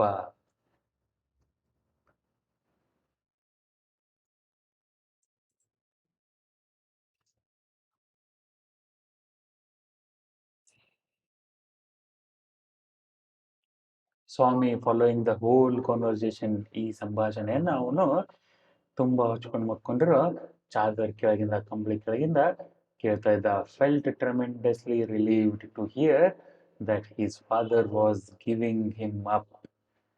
ಫೆಲ್ಟ್ ಟ್ರೆಮೆಂಡಸ್ಲಿ ರಿಲೀವ್ಡ್, ರಿಲೀವ್ಡ್ ಅಂದ್ರೆ ನಿಟ್ಟುಸಿರು ಬಿಟ್ಟ. ಹೇಗೆ, ಟ್ರೆಮೆಂಡಸ್ಲಿ, TREMENDOUS, ಪ್ರಚಂಡವಾದ ಒಂದು ನಿಟ್ಟುಸಿರನ್ನ ಬಿಡ್ತಾನೆ. ಸದ್ಯ ನನ್ನ ತಂದೆ ನನ್ನನ್ನ ಕೈ ಬಿಟ್ರು ಅಂತ. ಟ್ರೆಮೆಂಡಸ್ಲಿ ಅಂದ್ರೆ ಪ್ರಚಂಡವಾದ.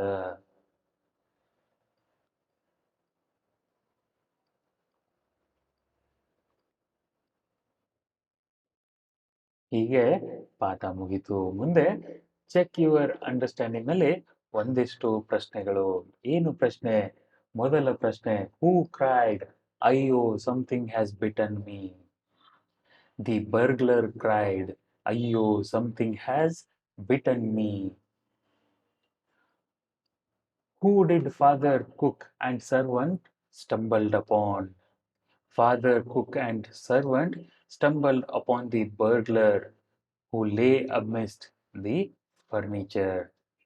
ಮೂರನೇ ಪ್ರಶ್ನೆ, why were congratulations showered on Swami?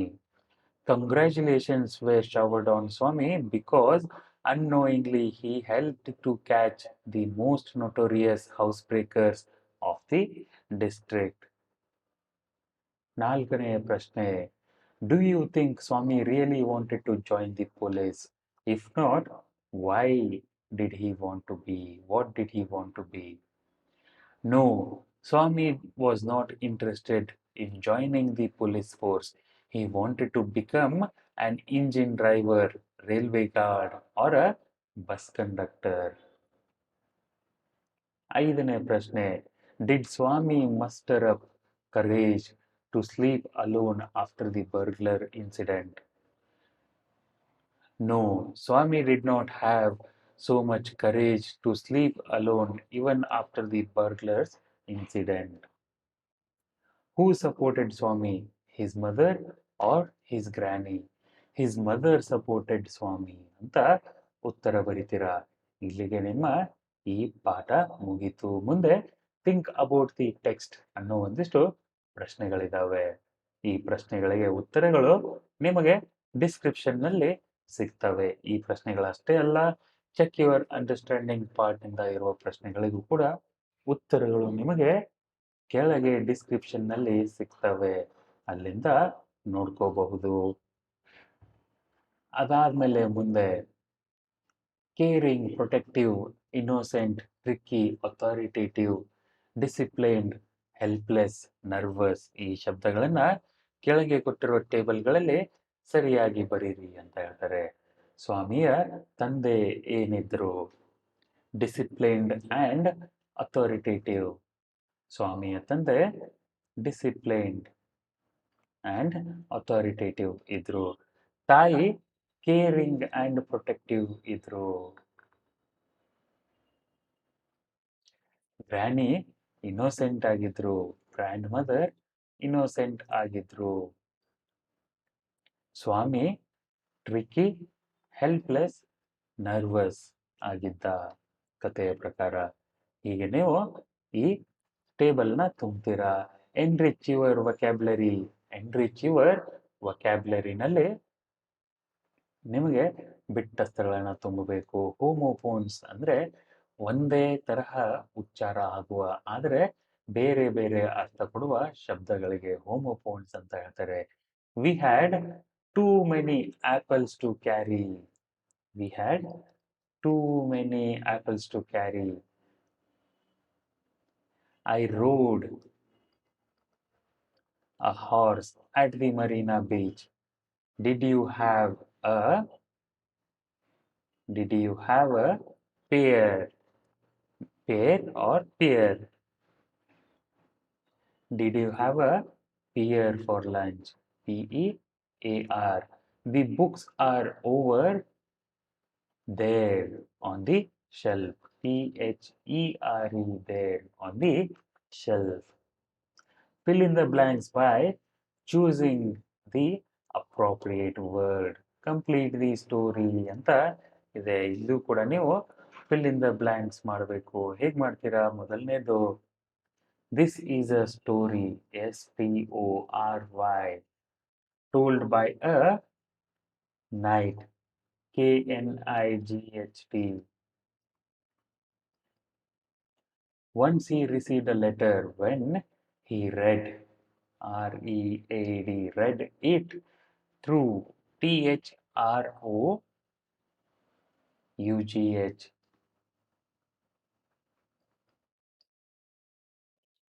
He could not believe his own eyes, for it was written by none other than the queen of the land. She asked him to meet her at a secret place. The night was in a fix, but he thought of a plan. To tide over this problem, he went to the meeting place not alone, but along with his fair wife.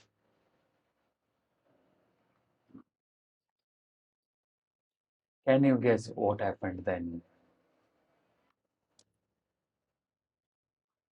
ಇದಾದ್ಮೇಲೆ ಕೆಳಗಡೆ ಒಂದಿಷ್ಟು jumbled letters ಕೊಟ್ಟಿದ್ದಾರೆ. ಇವುಗಳನ್ನ ಉಪಯೋಗಿಸಿ ಸರಿಯಾದ ಶಬ್ದಗಳ ರಚನೆ ಮಾಡಬೇಕು. ಮೊದಲನೇದು praise, flatter, FLATTER, flatter. Suspect, DOUBT, doubt. Unhappy ending, tragedy, TRAGEDY.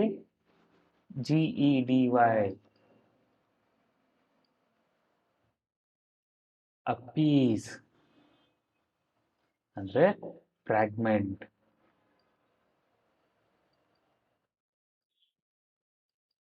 ಒಂದು ತುಂಡು, ತುಕುಡಿ. ಕೇರ್ಫುಲ್ ಅಂದ್ರೆ alert.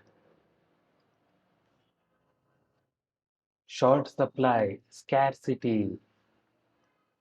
SCARCITY, scarcity. Not cruel, sympathetic. SYMPATHETIC, sympathetic. Listen and comprehend.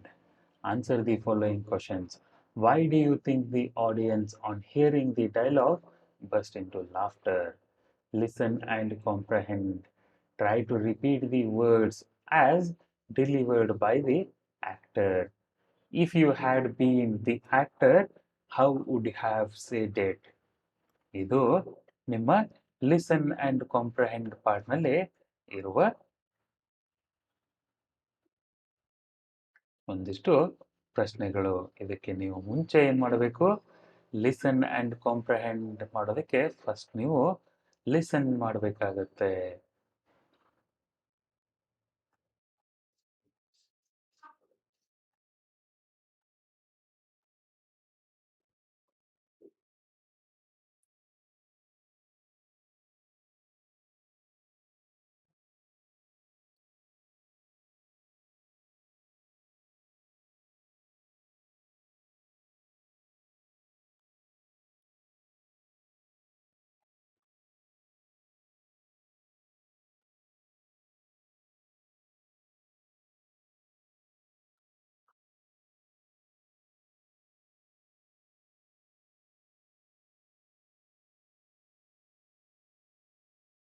Once ಏನಾಗುತ್ತೆ?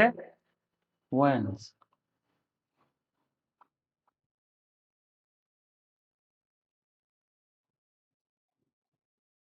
I once took part in a drama. I wanted to tell my co-actor. Stars were twinkling, dogs were barking, and a thief broke the wall and took away the clock.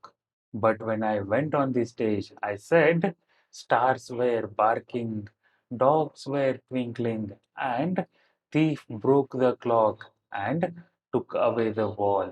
The audience had a great laugh.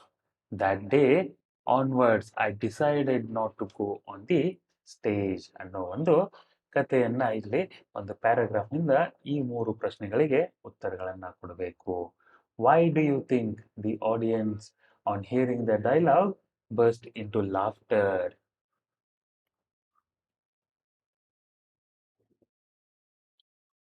The audience burst into laughter because the actor said the dialogue in the wrong way. It was like a joke, so they burst into laughter. Try to repeat the words delivered by actor. Do it practically. ಇದನ್ನ ನೀವು ಓದಿ ಹೇಳಬೇಕು. ಇದರ ಡಿಸ್ಕ್ರಿಪ್ಷನ್ನಲ್ಲಿ short listening paragraph ಇರುತ್ತೆ. ನಿಮ್ಮ ಪುಸ್ತಕದಲ್ಲಿ ಕೂಡ ಕೊನೆಯಲ್ಲಿ ಈ ಪ್ಯಾರಾಗ್ರಾಫ್ ಸಿಗುತ್ತೆ ಲಿಸ್ನಿಂಗ್ ಟೆಕ್ಸ್ಟ್ನಲ್ಲಿ. If you had been the actor how would you have said it? ನೀವು ಅಕಸ್ಮಾತ್ ಆ ಆಕ್ಟರ್ ಜಾಗದಲ್ಲಿದ್ದರೆ ಹೇಗೆ ಹೇಳ್ತಾ ಇದ್ವಿ ಈ ಒಂದು ಡೈಲಾಗ್ನ? ಸ್ಪೀಕ್ ವೆಲ್ ಪಾರ್ಟ್ನಲ್ಲಿ ಲ್ಯಾಂಗ್ವೇಜ್ ಫಂಕ್ಷನ್. ರಿಫ್ಯೂಸಿಂಗ್ ಇನ್ವಿಟೇಷನ್ನಲ್ಲಿ ಹೆಡ್ ಮಾಸ್ಟರ್ ಹೇಳ್ತಾರೆ, Swami if I am not wrong you still look nervous. Swami me? No no no not at all sir, I am all right. Headmaster says, that's good. How did you find out there was a burglar in room? You have done a great thing, Swami. In fact, we have decided to honor you. Come on. Swami, many thanks, sir. I'd love to be there, but I have an important function at my grandpa's house. Not now, sir. Headmaster says, how about next week? Swami, that's a good idea, but let me think about it. Headmaster, okay, Swami. Language in function. Accepting invitation. ಹೇಗೆ ಮಾತಾಡ್ತೀರಾ? Vasu, hi Jakir, how are you? Jakir says, I am fine, Vasu. You look wonderful. Anything special? Are the competitions over? Vasu says, yes, I have some good news to tell you. I won 3 medals, all first places. Jakir says, that's fantastic. Come on, let's celebrate. Vasu says, that's why I have just come here to see you. The sports authorities are going to have an award winning ceremony tomorrow at the town hall. It will be at 4 in the evening. I want you to be there. Jakir says, hooray! Certainly I'll be there. Not at 4, but even earlier. Let's have sweets now. Come on. Vasu says, oh, sure. Accepting ಮತ್ತು refusing ನಲ್ಲಿ ಉಪಯೋಗವಾಗುವ phrases. Accepting ನಲ್ಲಿ, that's a very good idea. Thank you. Of course, I don't think of that. Many thanks. Thank you for suggesting it. I think I will. I think I must do that. Yes, I will. It is very good for you to make the offer. That's very kind of you. I will. ಇವು ನಿಮ್ಮ accepting ಅಂದರೆ ಯಾವುದಾದ್ರೂ ಇನ್ವಿಟೇಷನ್ಗಳನ್ನು ನೀವು ಒಪ್ಕೋಬೇಕಾದ್ರೆ ಉಪಯೋಗ ಮಾಡುವ ಶಬ್ದಗಳು ಎಕ್ಸೆಪ್ಟಿಂಗ್ನಲ್ಲಿರುವ ಈ ವಾಕ್ಯಗಳು. ರಿಫ್ಯೂಸ್ ಅಂದರೆ ನೀವು ನಿರಾಕರಣೆ ತೋರಿಸ್ಬೇಕು, ಆದರೆ ವಿನಯದಿಂದ ನೀವು ನಿರಾಕರಿಸ್ಬೇಕಂದ್ರೆ ಹೇಗೆ ಹೇಳೋದು? ರಿಫ್ಯೂಸಿಂಗ್ನಲ್ಲಿ ಒಂದು ಉದಾಹರಣೆ, thank you for the suggestion, I will certainly think about it. That may be a good idea. Let me think about it. I think, on the whole, I would rather not. Thank you all the same. It is certainly a possibility. May I think about it? That's very good of you, but I'm not sure I want to. Do you mind if I didn't? I know you are being kind. ಮುಂದೆ self ಅಸೆಸ್ಮೆಂಟ್ನಲ್ಲಿ ನಿಮಗೆ ಎಷ್ಟು ಅರ್ಥ ಆಗಿದೆ ಪಾಠ, ಇವುಗಳನ್ನು ನೀವು tick ಮಾರ್ಕ್ನಿಂದ ಅಸೆಸ್ ಮಾಡ್ಕೋಬೇಕು. ರೀಡ್ ಆ್ಯಂಡ್ ರೆಸ್ಪಾಂಡ್ನಲ್ಲಿ task 1, a man went to an astrologer. ಇಲ್ಲಿ ಒಬ್ಬ ಮನುಷ್ಯ ಒಬ್ಬ ಜ್ಯೋತಿಷಿ ಹತ್ರ ಹೋಗಿರ್ತಾನೆ, ಅದಕ್ಕೆ astrologer, come my child, your name is Suraj Khanna. Khanna says, yes, indeed. Astrologer, you have 2 sons and 2 daughters. Khanna, how true.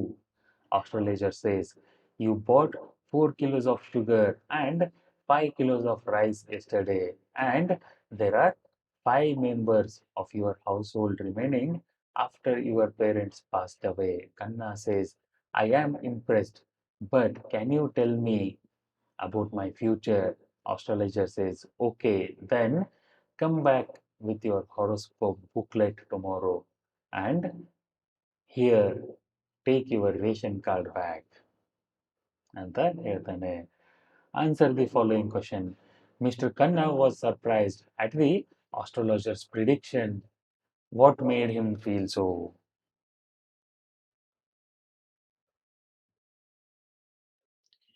When Mr. Khanna went to an astrologer and the astrologer said the truth without asking any questions, all statements were true. So he was very much impressed and felt surprised.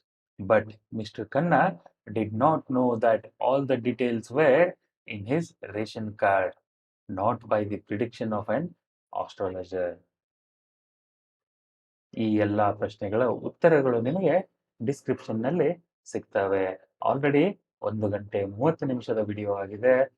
ಈ ಎಲ್ಲಾ ಉತ್ತರಗಳನ್ನ ಹೇಳಿಕೊಟ್ರೆ ಇನ್ನ 1.5 ಗಂಟೆ ಕಾಲ ಬೇಕಾಗುತ್ತೆ. ಅದಕ್ಕೆ ನಾನು ಈ ಉತ್ತರಗಳನ್ನ ಬರೆದು ಡಿಸ್ಕ್ರಿಪ್ಷನ್ನಲ್ಲಿ ಹಾಕಿರ್ತೀನಿ. ಅಲ್ಲಿಂದ ನೋಡಿ ನಿಮ್ಮ ಉತ್ತರಗಳನ್ನ ವೆರಿಫೈ ಮಾಡ್ಕೊಳ್ಳಿ ಅಥವಾ ಇವುಗಳನ್ನ ಗೈಡ್ ತರ ಉಪಯೋಗ ಮಾಡ್ಕೋಬಹುದು.